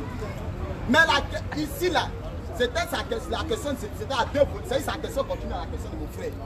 Dit, est-ce que je peux faire quelque chose et que si Dieu n'a pas voulu à Dieu, c'est te dire, si Dieu dit si Jésus dit dans ses propos que Dieu lui a remis tout pouvoir là, c'est-à-dire que tout ce qu'il va faire là, tout ce que lui va faire là, c'est ce que c'est Dieu qui a déjà voulu. Ça c'est ce que j'ai répondu. Et il dit non, il s'en prend Luc 1 verset 35 en mentant sur le verset. Luc 1 verset 35. Luc 2 merci frère. Luc 2 verset 35. Il a menti sur le verset en disant que c'est pour Israël seulement. Or le verset dans le clou encore. Luc 2. Il arrive. Luc 2 verset 30. 29 à 30. Merci frère. Il dit quand mes yeux ont vu ton salut. Donc quand on parle de salut c'est sauvé. Quand mes yeux ont vu ton salut, ça c'est Simon qui dit ça. Salut que tu as préparé devant tous les peuples. On dit que le salut là c'était préparé devant tous les peuples. C'est tout le monde. Quand on dit tous les peuples là c'est qui? Salut que tu as préparé devant tous les peuples.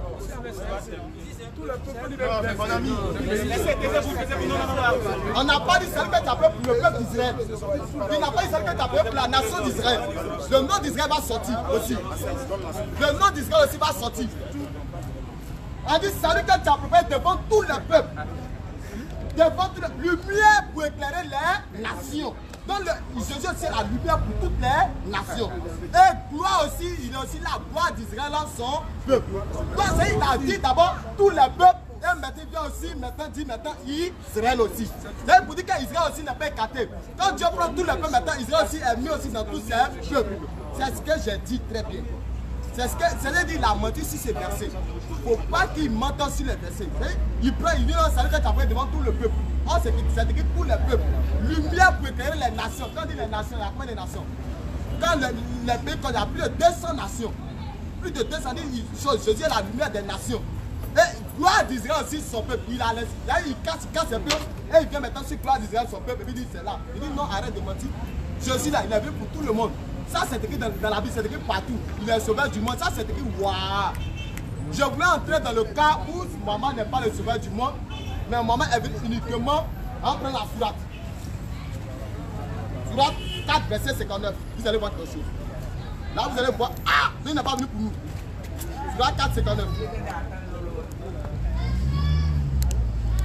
Qu'est-ce qu'Allah dit à Mohamed? Sourate 4, 59. Il dit, oh les croyants, obéissez à Allah et obéissez au messager. Et à ceux d'entre vous qui détiennent le commandement. Puis si vous discutez en quoi que ce soit, renvoyez-le à Allah et au messager. Si vous pouvez croire en Allah, si les musulmans commencent à faire des disputes sur certaines choses, ils doivent venir devant Allah et son messager. Or, le messager est déjà mort. Donc s'il y a des divisions entre les musulmans, vous voyez ça c'est qui?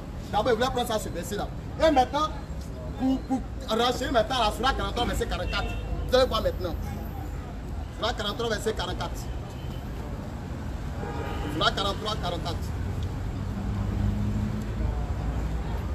Excusez-moi. Non, il n'y a pas de problème. On dit à Mohamed, on dit c'est certainement un rappel, en parenthèse, le Coran, pour toi, Mohamed, et ton peuple. Et vous en serez interrogés. Et le Coran est un rappel pour Mohamed et son peuple, qui ne fait pas partie du peuple de Mohamed. Mohamed, il est quoi? Il est arabe. On dit c'est certainement un rappel. Sourate 43, verset 44. Vous riez, mais riez très bien. Ça, c'est pas fini. Il y a venu les protèges. Comme le temps est déjà parti là. C'est certainement un rappel pour toi. C'est certainement un rappel en parenthèse le Coran. Pour toi, Mohamed et ton peuple. Et puis maintenant, il dit quoi? Et vous en serez interrogés. C'est-à-dire quand vous allez venir le jour du jugement là, vous allez prendre Mohamed et son peuple et le Coran. On dit quoi? Tu vois 43, verset 44. On dit, n'a jamais vu ça. Mais on dit, tu vas voir. Et maintenant, hein? Tu vois 42, verset 7 aussi. Tu vois 42, verset 7. Et c'est ainsi, nous t'avons révélé un Coran arabe. Oh, lui, il est Ani. Il n'est pas arabe. Il est Ani. Un Coran arabe. Afin que tu avertisses la mère des cités. En parenthèse, la Mecque. Et ses alentours. Quand tu vas aux alentours de la Mecque, tu fais 3 millions pour aller là-bas. Fallait pas marcher pour aller là-bas. Voilà. Ouais, c'est fini. Il nous reste 2 interventions de paradoxe et puis on va mettre fin à ça. Vous constatez que il n'y a pas eu d'injure, il n'y a pas eu de perversité, il n'y a pas eu de... Voilà. Donc, c'est l'esprit comme ça on veut. Et le stade est plein. On est dans le brûler Bénin là. Bénin, on a fait débat, hein, les gars. Pardonnez. Voilà, moi mon souhait c'est ça, Inch'Allah. Donc, tu as la parole. Non, on doit prendre une dernière question et puis vous allez intervenir sur ça et puis... Voilà.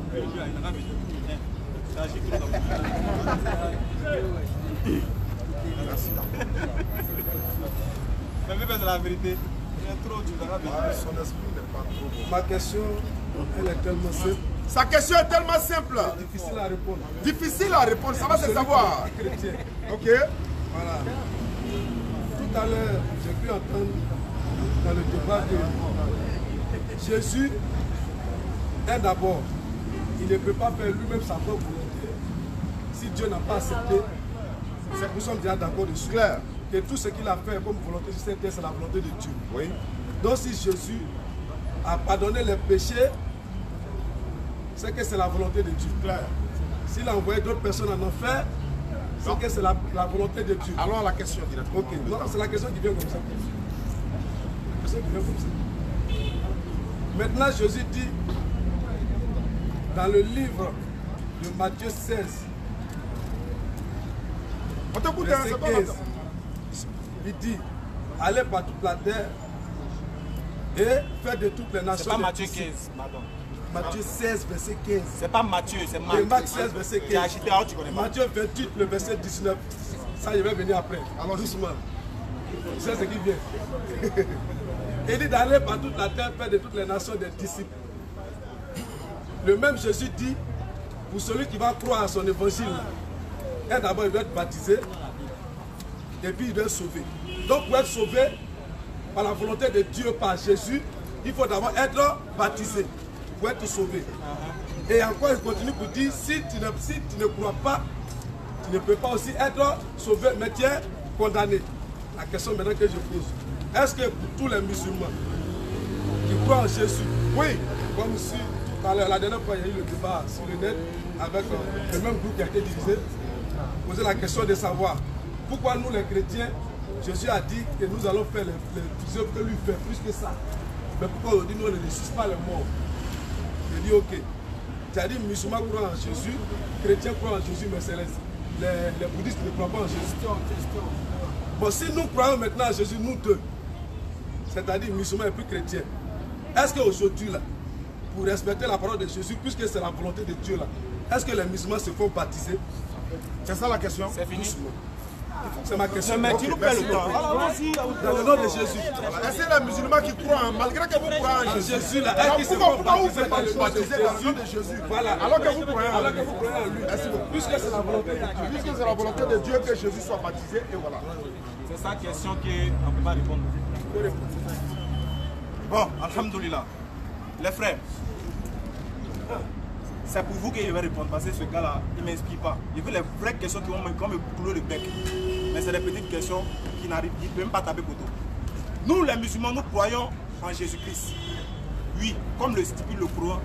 Comme le stipule le Coran. Allez, nous dit, nous devons croire en Jésus, en Moïse, en Abraham, en tous les prophètes. Et nous croyons en ce qui est descendu sur eux.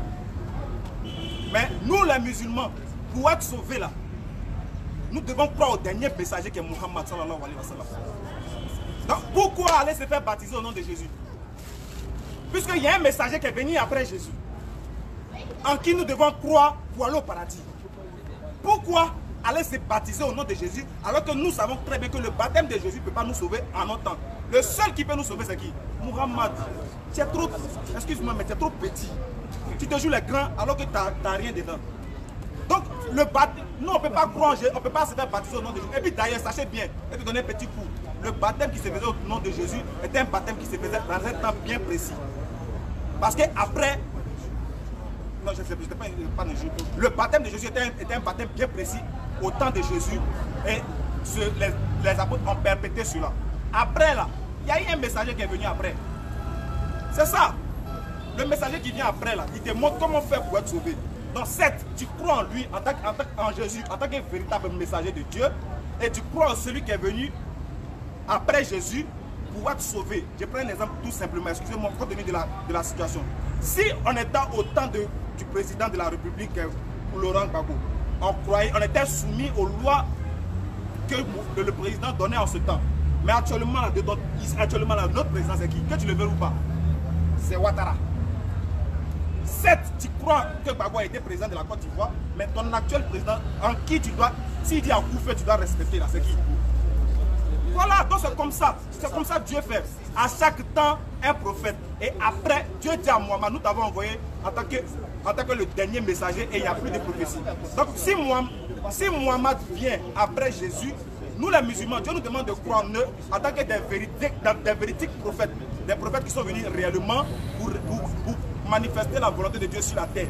Des prophètes qui sont authentiques, en qui nous devons croire. Oui, mais nous devons simultanément croire aussi au prophète Mohammed qui a été envoyé à toute l'humanité. Pour revenir rapidement à la question, 2 minutes. Pour revenir un peu à ce que mon frère a dit, que Mohammed a été envoyé aux Arabes. Mais pourquoi il fait ça? Pourquoi il fait ça? Les frères, qui peut être envoyé à toute l'humanité sans commencer par son peuple? Qui? Mohammed a été envoyé aux Arabes simultanément à toute l'humanité. Qui explique le verset que j'ai donné? Surat 21, verset 107. Nous t'avons envoyé en tant que miséricorde pour l'univers. Est-ce que l'univers là, c'est les Arabes seulement qui sont dedans? Mais moi c'est Annie, non? Je suis dans l'univers. Donc c'est normal que je croie en celui qui est envoyé en l'univers. Pourquoi Annie n'est pas dans l'univers? les champions. Agnès est dans l'univers, donc c'est normal que je croie en prophète, en Mohammed, Père, bénédiction sur lui. Parce que le Coran, Sourate 21, verset 107 est clair. Sourate 15, verset 1 est clair. Sourate 14, verset 1 est clair. Sourate 25, verset 1 est clair. Il a été envoyé en tant qu'une miséricorde pour l'univers. Il a été envoyé en tant qu'annonçateur et avertisseur pour toute l'humanité. Mais la plupart des gens ne le savent pas. Est-ce que moi je ne suis pas dans l'humanité? Bien sûr, je suis dans l'humanité. Donc pour dire qu'il était envoyé aux Arabes, c'est normal parce que la mission doit commencer par les Arabes. Il faut qu'il convainc son peuple, il sauve son peuple. Pour que s'il dit aux autres, venez à vous sauver, on croit. Si toi-même tu n'as pas pu sauver ton peuple, comment tu as sauvé le peuple des autres? Tu ne peux pas. Donc Mohammed était envoyé aux Arabes simultanément à toute l'humanité. Ça tout le monde le sait. S'il répond simplement à la sourate 21, verset 105, le débat est court. Sur ce, merci beaucoup. Tu as 5 minutes pour répondre et après, on va faire la conclusion. Je n'aime pas m'asseoir pour parler parce que je me sens sur Mets-toi à l'aise, mets-toi à l'aise. Je n'aime pas m'asseoir pour parler. Il a toujours prêché étant debout. Il faut. Lui, il a déjà répondu. Il a déjà répondu. Le débat est d'accord. Ça l'a tué déjà. En prenant le verset de Matthieu 15, verset 14, je n'ai été pas envoyé pour lui. Il dit, il a très bien dit que c'est quelqu'un qui peut venir et ne va pas commencer d'abord par son peuple. Donc s'il a vu Matthieu 15 et puis Jésus a dit d'aller vers les premiers pays de la maison d'Israël, c'est qu'il devait aussi commencer aussi par son peuple avant que son message aussi soit dispensé à les nations. Tu as bien répondu. Ou je vous dis non, mais vous m'avez dit hypocrite. Oui, c'est hypocrite. Ça, on a pris ces versets à la main des cités aux gens tout autour. Dit d'abord c'est pour chose. Ça souvent le truc, d'abord c'est pour les Arabes et après maintenant c'est pour tous les peuples. Ah, donc maman, mais Jésus aussi dit, Jésus aussi il est né où? Il n'est pas né en Israël. Donc s'il doit commencer aussi en Israël, et si c'est cette même logique qu'on doit avancer là, c'est qu'aussi, il n'y a pas de débat là. C'est qu'il n'a rien dit, c'est ce que tu dis, pourquoi du poisson vit dans l'eau? Et comme tu te contredis, c'est tes propres propos que je prends. Et secondement, il dit encore que les musulmans croient en Jésus, mais quand Mohammed vient, la mission de Jésus se termine. Mais si la mission de Jésus se termine, il ne faut pas croire en lui. Or, le Coran dit, celui qui ne croit pas en l'évangile, c'est un impie. Celui qui ne croit pas en l'évangile, là, c'est un impie. Je reprends encore sur AC 46 à 47. On dit, c'est une exhortation pour les pieux. Si tu viens d'un pieux musulman là, il faut te conformer à la Torah et à l'évangile. Ah, pour être conformé à la Torah et à l'évangile, qu'est-ce que tu dois faire? Il faut croire ce que Jésus a dit. Jésus a dit, si tu veux croire en lui là, il faut te faire baptiser. C'est ce qui est écrit. Le Coran vient pour la confirmation de la Torah et de l'évangile. Ça, c'est ce qui est clair. Il n'y a pas un tourne pas autour du pot. C'est mon frère a demandé, si tu dis tu crois en Jésus, pourquoi tu ne peux pas baptiser? Donc tu as une chose, Mohammed comme ça. Or, Mohammed dit qu'il faut te conformer d'abord à ce qui est écrit avant de le suivre. Or, tu ne te conformes pas à ça et tu veux le suivre. Tu es un hypocrite. Tu n'es pas un chrétien, tu es un mécréant. Ça, c'est ce qui est clair déjà. Ça, c'est ce qui est clair. On ne va pas autour du pot. Je parle encore de mes sourates. J'aime trop le Coran parce que quand on arrive chez moi, il y a Coran là-bas, il y a hadith là-bas. J'ai lu beaucoup hadith, j'ai lu beaucoup Coran. Encore de toutes ces personnes-là. On est dans la sourate chose, 3 verset 55. Sourate 3, 55. Moi, mon temps passe vite. Non, c'est 5 minutes. Quand c'est doux là, c'est pas long. Il n'y a pas de souci.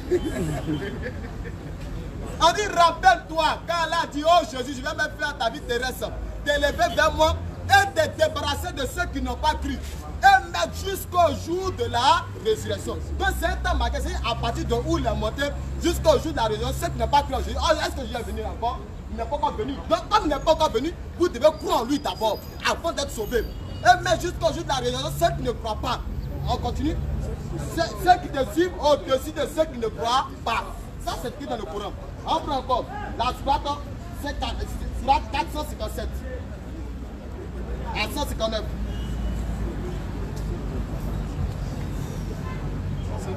On dit jusqu'au jour, on a pas dit jusqu'au jour là, à partir de où il est monté jusqu'à aujourd'hui, jusqu'à ce qu'il vienne là. Ceux qui ne croient pas, ils vont mettre ça derrière eux. Il va venir dire que nous sommes les enfants d'Israël, c'est les apôtres, ça c'est dans son temps. On dit jusqu'au jour, c'est un temps marqué, un temps déterminé. C'est entre les deux temps, c'est au moment où il est monté jusqu'à ce qu'il revienne. Ça c'est écrit dans le Coran. Il n'est pas encore revenu. Donc si tu ne crois pas, lui tu fends en enfer. Tu vas attendre. Ça il dit c'est les hypocrites. Il dit crois en Jésus, mais quand il faut croire en Jésus, il commence à rire. Tu crois pas, tu vas en enfer. Il te dit clair, je suis venu pour te condamner. Moi, il m'a donné le pouvoir de venir te connaître. Et puis tous ceux qui ont donné ma parole là, si vous ne voulez pas, votre enfer est clair. Voilà. Ah, les gars, réveillez-vous, là.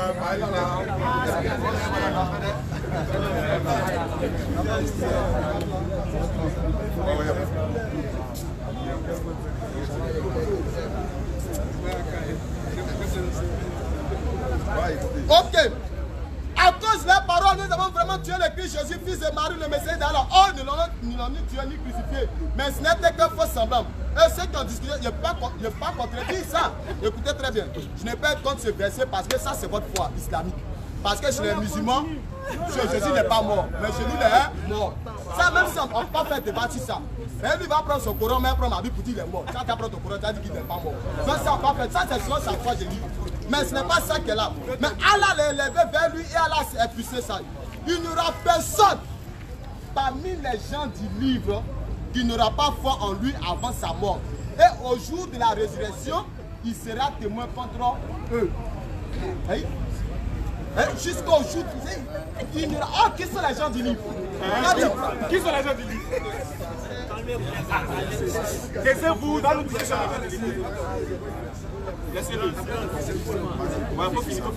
J'ai pris d'abord 2 sourates. Première sourate pour dire que d'abord, c'est nous tous d'abord, musulmans comme chrétiens. Et vous devez vous conformer d'abord. Et la seconde sourate maintenant, je prends maintenant Jean du livre. Qui sont les gens du livre? Ici, les gens du livre parlent des chrétiens. Ça dit, oh, gens du livre en parenthèse chrétien. N'exagérez pas de votre religion. Dans la sourate 5, je crois bien. N'exagérez pas de votre religion. Donc ici, d'abord, si les chrétiens, oh, si les chrétiens croient en Jésus, tous les chrétiens doivent se faire baptiser. Et les chrétiens, c'est une amie qui se font baptiser. Si tu dois croire en Jésus, tu dois aussi te faire baptiser. Donc tu ris pourquoi? Donc le sauveur du monde. Prochaine question, c'est là. Bon, on dit c'est la dernière. Hein. Ah, c'est la dernière. On a dit Pardon?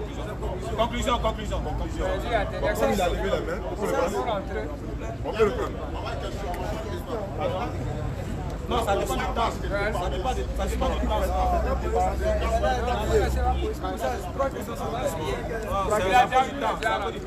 Je vois que vous êtes déjà heureux. C'est pour vous dire que il se peut qu'on soit là chaque samedi à 16h. Il dit bien il se peut. Donc samedi prochain, venez voir si on est là. Là, vous venez un peu plus vite. Il y aura d'autres personnes qui vont se rencontrer. Bon, c'est le rendez-vous du balai. Ici, c'est le balai, donc c'est les petits poteaux du balai. Voilà le pasteur. Ah oui, c'est vrai. N'oubliez pas de venir avec les cache-nez. Beaucoup sont en cache-nez, mais on va exiger ça. Hein. Venez avec les cache-nez. Pardonnez, n'allez pas brûler punir. Venez, on va parler de Dieu. Voilà. Pose ta question, mon frère. Ma question est tellement simple. Ta question est tellement simple. Tu dis Jésus-Christ. Dans Acte 4 chapitre 12. Acte 4 chapitre 12, oui. Il n'y a pas aucun nom qui a été donné au peuple par lequel nous devons être sauvés. Oui. Aujourd'hui, il vient se dire que le temps de Christ est passé. C'est pas possible ça. Donc, si le Christ est passé, est-ce qu'il y a déjà quel prophète? Parce qu'il nous a dit déjà que c'est un nom Jésus-Christ par lequel nous devons être sauvés. Maintenant, si lui il est passé, maintenant quel nom maintenant il doit nous sauver? Voilà, ça c'est une très bonne question. Non, lui vient de finir. Quand tu prends et puis après lui répond, et ainsi de suite. Quand tu viens de finir. Mais là, ok, vas-y. Comme on dit, Acte 4, 12 dit, c'est par le nom de Jésus-Christ que nous devons être sauvés. Or, lui vient d'entendre que non, c'est pas par ce nom-là, c'est qu'il y a quelqu'un d'autre, donc il va en savoir. J'ai réitéré encore mes propos. Mon frère, la question que tu as posée en sens que, bon, que tu es peut-être chrétien. On ne peut pas cacher ça parce que tu connais le verset. Pas parce que tout le monde qui connaît le verset est chrétien. Mais tu as un verset, mais par tes propos là, on dit vous les reconnaissez par les langages. Il faut savoir que dans les Écritures là, le temps de Jésus n'est pas passé. Parce qu'on dit qu'il a reçu un évangile qui est éternel, un sacerdoce éternel. Ce qu'il a reçu là, c'est éternel, ça n'a ni commencement ni fin, c'est pour toujours. Et maintenant, du jour au lendemain, quelqu'un va venir, va dire non, que moi, pour lui est passé, que croire en moi. La Bible nous a parlé des faux prophètes. La Bible nous a parlé des faux prophètes. Et la Bible nous a mis en garde des faux prophètes. Et maintenant, comment reconnaître un faux prophète? Ça, c'est ce que la Bible... On dit parce qu'ils vont dire, parce qu'ils vont prêcher. Or, un faux prophète qui vient et qui ne dit pas de croire en Jésus là, et on doit croire en lui là, la Bible dit c'est un faux. Mais aujourd'hui, nous voyons des gens, même maman n'a pas dit qu'il faut croire en moi. Maman disait qu'il faut croire en Allah. Croyez en Allah et à sa message. Croyez en Allah, croyez en Allah, croyez en Allah. C'est Allah. Maman nous guidait vers Allah. Mais Jésus nous guide vers lui. Il dit quiconque ne vient pas à moi n'a pas la vie éternelle. Il dit si vous ne venez pas à moi là, vous n'avez pas la vie éternelle. Mais Allah dit, maman disait allez-y vers Dieu. Donc c'est pour vous dire, c'est pour vous dire que Mohamed là, on ne peut pas voir dans le Coran où Mohamed est sauveur. En montant, en descendant là, non, tu n'es pas envoyé au messager. Oh Mohamed, nous t'avons fait prophète pour tous les hommes. Mohamed aussi, Moïse aussi est prophète. Même Jérémie était prophète pour toutes les nations. Et ce n'est pas dit que Jérémie là, il a sauvé les gens. Même si Jérémie a sauvé les gens, il n'est pas envoyé Jésus. Parce que quand Jésus discutait la femme sur la tête, nous avons appris par dans Jean 4, elle dit quoi? Nous savons que le Messie doit venir, celui qu'on appelle Christ. Donc eux tous attendaient la venue du Messie. Or les autres prophètes sont venus. Mais pour ils attendent la venue de ce seul Messie là, c'est parce que c'est lui qui a le pouvoir et la puissance de les sauver. À part lui là, les autres prophètes là, ils ne pouvaient pas les sauver. Ils pouvaient transmettre uniquement le message. Mais celui qui avait le pouvoir, c'était Jésus. Si tu ne crois pas en Jésus là, tu n'as pas la vie éternelle. Tu meurs, tu vas en enfer. Jean 6, Jean 6.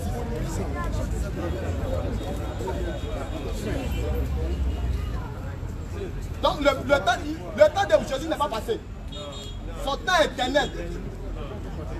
Jean 6. Jean 6, 47, 46. Il dit c'est que nul n'a vu le Père, sinon celui qui vient de Dieu. Celui-là a vu le Père. En vérité, je vous le dis, celui qui croit en moi a la vie éternelle. Et maintenant, il rechine maintenant au verset 65. Et il ajouta, c'est pourquoi je vous ai dit que nul ne peut venir à moi. Nul ne peut venir à moi si ce n'a lui été donné par le Père. Donc, si tu veux être sauvé là, le Père va te conduire forcément vers Jésus. Donc, si toi, Allah va te sauver, Allah va te conduire vers Jésus. Si Allah ne te conduit pas vers Jésus, tu vas en enfer. Pas vers Mohamed. Ça, c'est ce que la Bible a dit. Merci pour l'esprit du débat, ça me fait plaisir. Moi, c'est l'esprit qui m'intéresse. Voilà, et chacun, c'est un match, hein, on s'attaque un peu et puis à peu près on reste des amis. Bismillah, à toi de répondre. Rendez-vous samedi prochain, Inch'Allah, 16h. Bon, il y a plein de questions, mais on ne pourra pas tous les prendre parce que l'heure de la prière et tout ça, mais il va répondre, on va passer. Je crois que tous ceux ici qui ne sont pas venus faire du fanatisme ont déjà compris que le fait a rien à nous dire. Il parle beaucoup, mais il ne nous dit rien de concret. Parce qu'on te demande une chose, il faut répondre simplement à la chose. Il ne faut pas toucher beaucoup de points sur lesquels on ne pourra pas revenir. Il dit que Jésus n'envoie personne vers Dieu, mais l'envoie vers qui? Vers lui-même. Et puis après, il parle, il se contredit lui-même. Sa dernière phrase, si la personne que le Père t'a pas envoyée par elle, ne peut pas passer par Jésus. Mais c'est le Père qui te guide vers Jésus, non? Si le Père t'a pas guidé, comment tu vas aller vers Jésus? Écoutez ce que Jésus dit, Jean 14, verset 1. Oh, que vos cœurs ne se trouvent point. Croyez en Dieu et croyez en moi. Mais c'est... Seigneur. C'est-à-dire que non. Hein? En fait, on va faire comme si c'est un match de Ligue des Champions. Mon frère, Jésus vient parler de la part de qui? Jésus dit, ce que je dis là, je le dis comme le Père me l'a dit. Donc ce qu'il vient dire de la part de Dieu là, ce qu'il dit le jeu, c'est pas pour lui, il te guide vers Dieu. Il te dit, je suis le chemin, la vérité et la vie. Non, nul ne vient où? Nul ne vient au Père sans passer par moi. Il a le chemin qui te mène vers le Père. Mon frère, Dieu envoie chaque prophète en un temps bien précis. Au temps de Moïse là, est-ce que c'est Jésus qu'il fallait pour être sauvé? Lui il dit, si tu ne crois pas en Jésus, tu vas en enfer. Donc ça veut dire qu'Abraham va en enfer. Ça veut dire que Moïse va en enfer. Ça veut dire que Jacob, tous ceux-là vont en enfer. Parce qu'ils n'ont pas vu Jésus sur la croix pour croire en lui pour être sauvé. Mon frère, donc il faut réfléchir. Dieu envoie un prophète en son temps. Chaque prophète que Dieu envoie, c'est en son temps bien précis. Et quand Dieu envoie Jésus, et que Jésus dit que j'ai encore beaucoup de choses à vous dire, mais vous ne pouvez pas les porter maintenant. Mais quand le consolateur viendra, celui que l'Esprit de Dieu, il vous conduira dans toute la vérité là. Mais ce qui veut dire qu'il y a quelque chose encore qui doit venir. Jésus dit, plusieurs faux prophètes viendront dans ce monde. N'est-ce pas? C'est ce qu'il a dit. Ce qui veut dire qu'après Jésus là, il y aura des prophètes encore plus. Mais sauf que vous devez comprendre que Jésus a été envoyé uniquement aux enfants d'Israël. J'ai cité le verset, il a cité le verset non. Matthieu 15, 24 dit, je n'ai été envoyé que aux brebis perdues de la maison d'Israël. On lui a demandé, tu dis non, il était envoyé aux enfants d'Israël, mais aussi à d'autres. J'ai dit, montre-nous le verset où Jésus dit qu'il est venu sauver les autres. Montre-nous où il allait prêcher à un autre peuple. 2. Montre-nous où Dieu dit, je t'ai envoyé pour l'humanité. C'est fini. Le mot monde, là, il sait qu'on a dit ici que le mot monde a plusieurs sens dans la Bible. Jésus a dit dans Marc, il a pris Jean 17, non, il n'a pas lu le verset qu'il voulait. Verset 9 dit quoi? Jésus dit, je ne prie pas pour le monde, mais pour ce que tu m'as donné. Mais il est venu pour l'humanité et puis il ne prie pas pour le monde. Mais il faut comprendre ce que le monde signifie ici. Vous n'êtes pas revenu sur... Parce qu'il sait que s'il explique, il sera nu.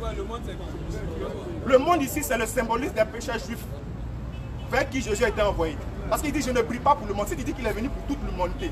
Comme si pour toi le mot monde signifie toute l'humanité tout entière. Il dit dans Jean 17, verset 9, je ne prie pas pour le monde, mais pour ce que tu m'as donné. Mon frère, le monde ici, c'est quel monde? Pour qui Jésus ne prie pas? Le monde des pécheurs juifs. Non, tu ne peux pas la question. Après, on n'a pas un débat. Ou bien tu peux prendre rendez-vous pour un débat avec lui. Avec moi aussi. Ah, lui, tu le connais. Donc, on va se voir tout à l'heure. Si tu veux un débat avec lui, il n'y a pas de souci, on va organiser ça. Donc, c'est pas comme ça, en fait. Non, tu peux attendre. Bon, ok. Lui, il a fini. On va passer. Est-ce que mes minutes sont finies? Oui, il reste 1 minute. Mais il m'a interrompu dans ma minute, c'est pas grave. À cause du temps, je laisse. Bon, 1 minute, tu as 1 minute. Donc, j'ai 1 minute pour comprendre. Ce que vous devez comprendre pour répondre clairement à la question de mon jeune frère, où dit Dieu envoie chaque prophète en son temps bien précis. Et au temps de Jésus, il a été envoyé uniquement aux enfants d'Israël en conformité avec l'alliance que Dieu avait tissée avec Isaac et sa postérité après lui. Puisque Abraham, Dieu a fait promesse à Abraham dans la Genèse 17, verset 20. Et que si Dieu ne se trompe pas, quand Dieu dit en toi, moi, quand Dieu dit je ferai d'Ismaël une grande nation, nous devons savoir quand est-ce que cette nation-là a été, quand est-ce que et par qui cette nation-là, le peuple d'Israël est devenu une grande nation. Et le peuple d'Ismaël plutôt est devenu une grande nation. Donc tout ce que Dieu envoie, c'est pour un temps bien précis. Et Dieu maintenant va envoyer un sauveur pour l'humanité. De par qui il est, c'est qui? Donc dit c'est Jésus. La Bible te contredit qu'il était envoyé aux enfants d'Israël. Qui a... Montrez-nous un seul verset où Dieu dit je t'ai envoyé pour l'univers. Dans la Bible, montrez-nous un seul verset où Jésus dit à Dieu je t'ai envoyé pour toute l'humanité. Tout ce que tu vas dire, il est le sauveur du monde. On t'a expliqué ce que le monde signifie. Donc enlève monde. Fais sortir un seul verset de la Bible où Dieu dit, où bien Jésus dit, je suis envoyé pour sauver toute l'humanité. Le débat est fini. Si tu me montres ça, le débat est court. Merci beaucoup. Avant qu'il ne conclue, Inch'Allah. La question est, le verset où Jésus dit, j'ai été envoyé à l'humanité, le débat est court. C'est ce qu'on attend. Voilà. Donc s'il y a quelqu'un aussi qui aimerait rencontrer l'un des orateurs pour un débat, vous prenez rendez-vous tout à l'heure. On programme ça samedi prochain. C'est le petit poteau du palais tous les samedis 16h. Si tout se passe bien. Hein. Et puis n'oubliez pas de porter les caches pour venir. N'allez pas brûler le binet. Pardon. Venez en faire un débat. Conclusion, tu as 5 minutes. Depuis les 5 minutes, on va les prier. Amen. J'ai très bien dit. J'ai dit le gars, c'est chose. C'est la ruse. Non, quand on prend monde, il dit non, hein, monde c'est un petit groupe. Monde c'est un petit groupe, c'est les pécheurs. Arrête, Dieu connaît le monde. Dans la Bible, là, et nous savons que quand on dit n'aimez pas le monde, ne veut pas dire qu'on n'est pas dans le monde. Quand on dit n'aimez pas le monde, ça veut dire les plaisirs qui sont dans le monde. Là. Mais quand il dit, tout le monde connaît ce verset, Jean 3, verset 5, quand Dieu a aimé le monde, toi tu n'es pas dedans, c'est écarté. Donc c'est les juifs seulement Dieu a aimé. Et vous ne comprenez pas, quand Dieu a aimé le monde, qu'il a donné son fils unique, afin que quiconque croit en lui ne périsse pas. Donc c'est les juifs seulement qu'il a aimé. Dieu en effet, dans Jean 3, verset 16 au verset 17, Dieu en effet n'a pas envoyé son fils pour juger le monde, mais pour que le monde soit sauvé par lui. Ça c'est écrit. C'est écrit dans ce plan, mais il va casser, non, comme ça. Donc, arrête ça. Non, univers, c'est que si l'univers, puis il n'est pas parti sur Mars. Arrête tes bêtises là. Il doit partir sur Mars, une chose. Oh, ici c'est ça en vie. Arrête. En dit, c'est écrit où? Le mot sauvé là, c'est écrit dans le Coran. Le mot sauvé là, pardon frère. Le mot sauvé là, c'est écrit dans le Coran. Et ce mot là, c'est uniquement qu'Allah seul. Mais ce n'est pas donné ça à Mohammed. Je vais sortir le verset, je vais sortir les sourates coraniques. Mais il dit Mohammed ne peut pas sauver. C'est écrit dans le Coran, il dit il veut casser le coup du Coran. C'est un mécréant, ne le suivez pas. Si je ne dis pas que ne soyez pas musulman, vous pouvez être musulman, mais le Coran c'est ce qui est écrit dans le Coran. le Coran ne reconnaît pas Mohammed en tant que sauveur. Le Coran il commande Allah en tant que sauveur. Ça c'est écrit parce que c'est écrit que Allah égale qu'il veut et il sauve qu'il en veut. Quand vous dites Allah quitte-moi sur le droit chemin, toutes ces choses-là. Donc il y a beaucoup de choses qu'il a dit. Je ne peux pas entrer dedans, mais je vais vous montrer maintenant mes conclusions en ce qui concerne Jésus en tant que sauveur. Luc 23, il dit non, que Jésus n'est pas venu chose en le monde. Matthieu 24, verset 14, d'abord. Et cette bonne nouvelle sera prêchée à toutes les nations. D'abord, toutes les nations. Matthieu 24, verset 14. 1 verset 15. Toutes les nations, on appelle à une nation. On dit toutes les nations. La Côte est une nation, le Burkina est une nation, Mali est une nation. Et on continue même dans 2 Pierre 1, verset 11. Il y a beaucoup de versets même dans la Bible. Je ne vais pas trop entrer dans, mais entrer dans le Coran. Le Coran qui me plaît. Il a montré dans le Coran que Jésus aussi est sauveur du monde. Il a montré. J'espère qu'ils vont me donner le temps. Tu as tout le temps. C'est ça, tu as tout le temps. Let's go, frère.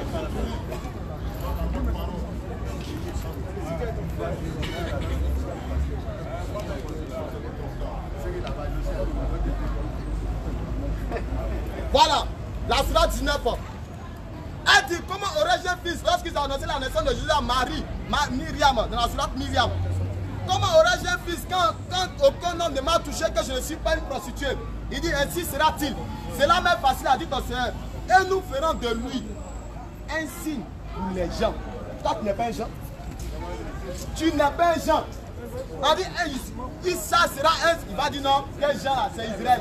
C'est ça.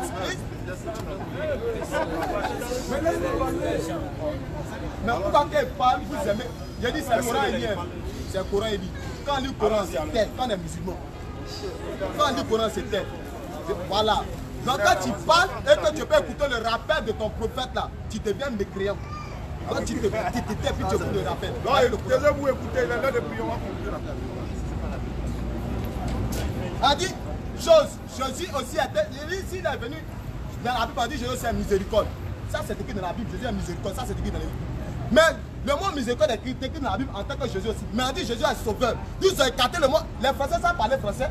Pourquoi ceux qui ont traduit français n'ont pas mis sauveur en tant que Mohammed?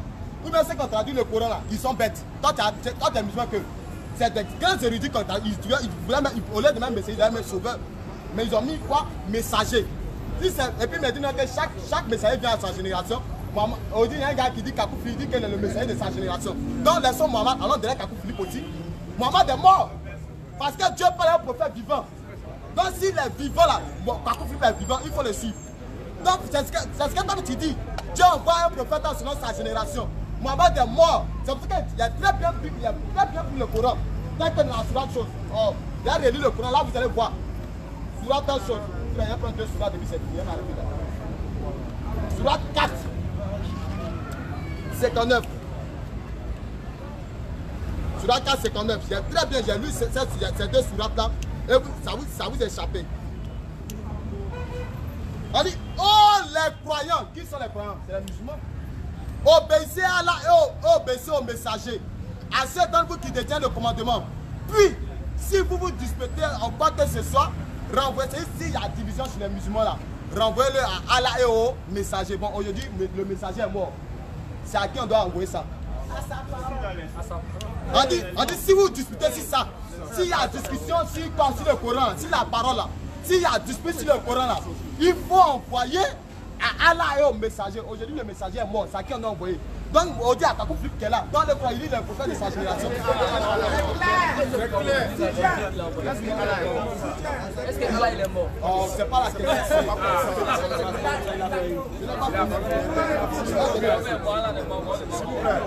Le débat se passe entre deux. Laisse parler.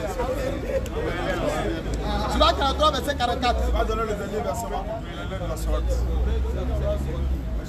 C'est certainement, je relis encore pour que ça rentre dans votre oreille. C'est certainement un rappel, en parenthèse, le Coran. Pour toi, Mohammed et ton peuple. Et vous, le ami pour Mohammed et son peuple. Le jour de la résurrection, où Allah va juger là. Pour toi et ton peuple, et vous en serez interrogés dessus. Et c'est vous, il va vous interroger là-dessus. Toi, tu n'es pas le peuple de Mohammed. C'est au peuple, il dit quel peuple musulman. Il dit pour toi et ton peuple. Arrête ça. Alhamdulillah. Je crois que tout a été bien dit et je crois que les doués d'intelligence et ceux dont les paupières de discernement ne tombent pas ont déjà compris. Hein. Tout le monde est déjà éclairé. Parce que quand tu t'assois et que tu analyses les dits du frère Mehdi, tu constates automatiquement qui est égaré. Parce que ici, je n'ai jamais appelé les gens à me suivre. J'ai appelé les gens à suivre qui? La vérité. Tout ce que nous vous demandons. On ne fait pas du fanatisme spirituel. On est là pour étaler les vérités. C'est tout. On dit, montre-nous un seul verset où Jésus a été envoyé à l'univers ou bien à l'humanité tout entière, tu ne trouves pas. Tu dis Jean 3,16, car Dieu a tête de main le monde qu'il a envoyé son Fils unique. D'accord. Maintenant, quand on te lit où Jésus dit ici, dans Jean 17, verset 9, je ne prie pas pour le monde, mais pour ceux que tu m'as donné. Tu ne veux pas expliquer le mot monde que Jésus a utilisé ici. C'est en nous deux qui est hypocrite. Entre toi et moi qui est hypocrite. Tu dis que Jean 3,16 dit, Jésus est envoyé pour le monde, non. Je dis, ok. Maintenant, Jésus dit, je ne prie pas pour le monde, mais pour ce que tu m'as donné. Je ne suis pas du monde, il est où? Qu'est-ce que signifie monde là? Ça veut dire quoi? Pardon, faut on t'a demandé d'expliquer le mot monde ici. Tu dis non, monde là, c'est ceci. Tu t'en prends un verset où on parle des gens. Il vous distrait les gars. Il pense en criant fort ou bien en parlant fort avec toute la foule. On va dire, on dit qu'il faut expliquer le mot monde. Le frère dans le public nous a déjà expliqué le mot monde. Alhamdulillah, le frère qui est dans le public, il a déjà compris le mot monde. Un seul frère s'il comprend le mot monde, ça me suffit. Alhamdulillah. Maintenant il dit, parce qu'on dit nation envoyée à toutes les nations, veut dire qu'il est envoyé à toute l'humanité. N'est-ce pas? C'est ce qu'il a dit. On va lire Jérémie 1 à partir du verset 4. Parole de l'Éternel, la parole de l'Éternel me fut adressée en ces mots. C'est Jérémie qui parle. Avant que je t'eusse formé dans le ventre de ta mère, je te connaissais. Et avant que tu ne fusses sorti de ses seins, je t'avais établi prophète des nations. Bon, comme il dit, depuis quand Jérémie était prophète des nations? De toutes les nations. Donc, le prophète Jérémie était envoyé à la Côte d'Ivoire. Il dit donc Dieu ment. Mais le mot nation aussi a un sens. Qu'est-ce que signifie nation? Il dit, oh, laisse-moi te montrer maintenant qu'est-ce que signifie nation. Ézéchiel 2, verset 3. Toutes les tribus d'Israël sont appelées les nations. Parce qu'en Israël, il y avait un système de division territoriale. Au sud, il y avait 2 tribus. Au nord, il y avait 10 tribus. Et ces 10 tribus étaient appelées des nations. Jérémie, d'accord, si elle monte, tu te baptises. Mais tu deviens musulman. Alors, il sait qu'il est pris par le temps, il me demande de lire un verset. Il a donné un verset, il faut noter et puis tu vérifies si c'est comme ça, je note, j'ai donné le verset. Ézéchiel 2, verset 3. Pour vérifier. Ceux qui peuvent le contredire, vous prenez rendez-vous avec moi samedi. Pour dire que je suis à la conclusion, donc je ne peux pas lire. Je suis à la conclusion. Alors, je vais me calmer quand vous allez me calmer, je vais continuer. Il ne faut pas me distraire dans mon temps de conclusion. Hein. Il faut lire le verset. Non, moi, tu n'es pas obligé à lire un verset, mon frère. Mais tu dis c'est Bismillah, bismillah, faut continuer, on commence à prier. C'est pour nous folie, c'est pas pour nous. Folie. Non, c'est pas le temps, vas-y, C'est la conclusion, tu as conclu, on ne t'a pas interrompu, donc je le laisse conclure. Attends, il faut lire, ok, Ézéchiel 2, verset 3.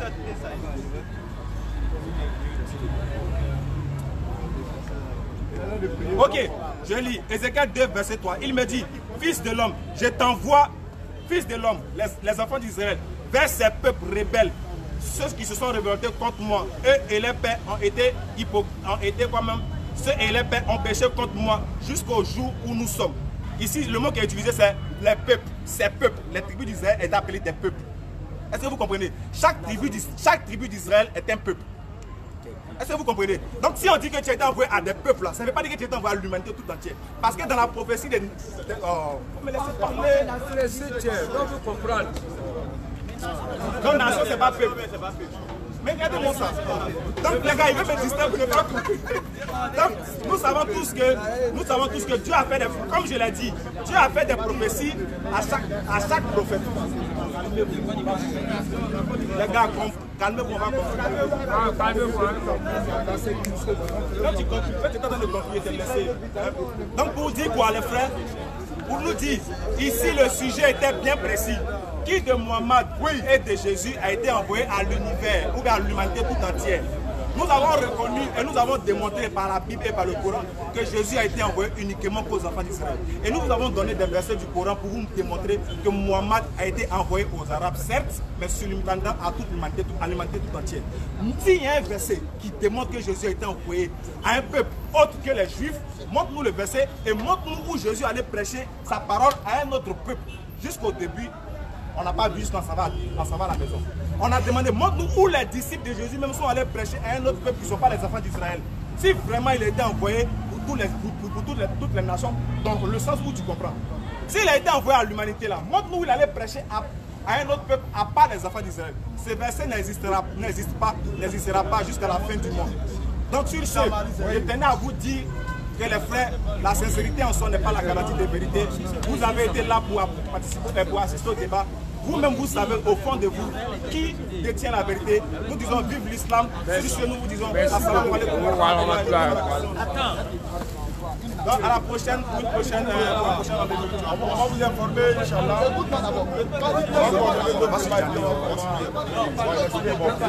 Donc c'est dans un esprit apaisé, voilà, c'est ce qui me plaît.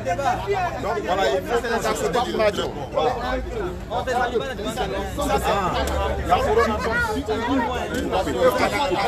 Voilà.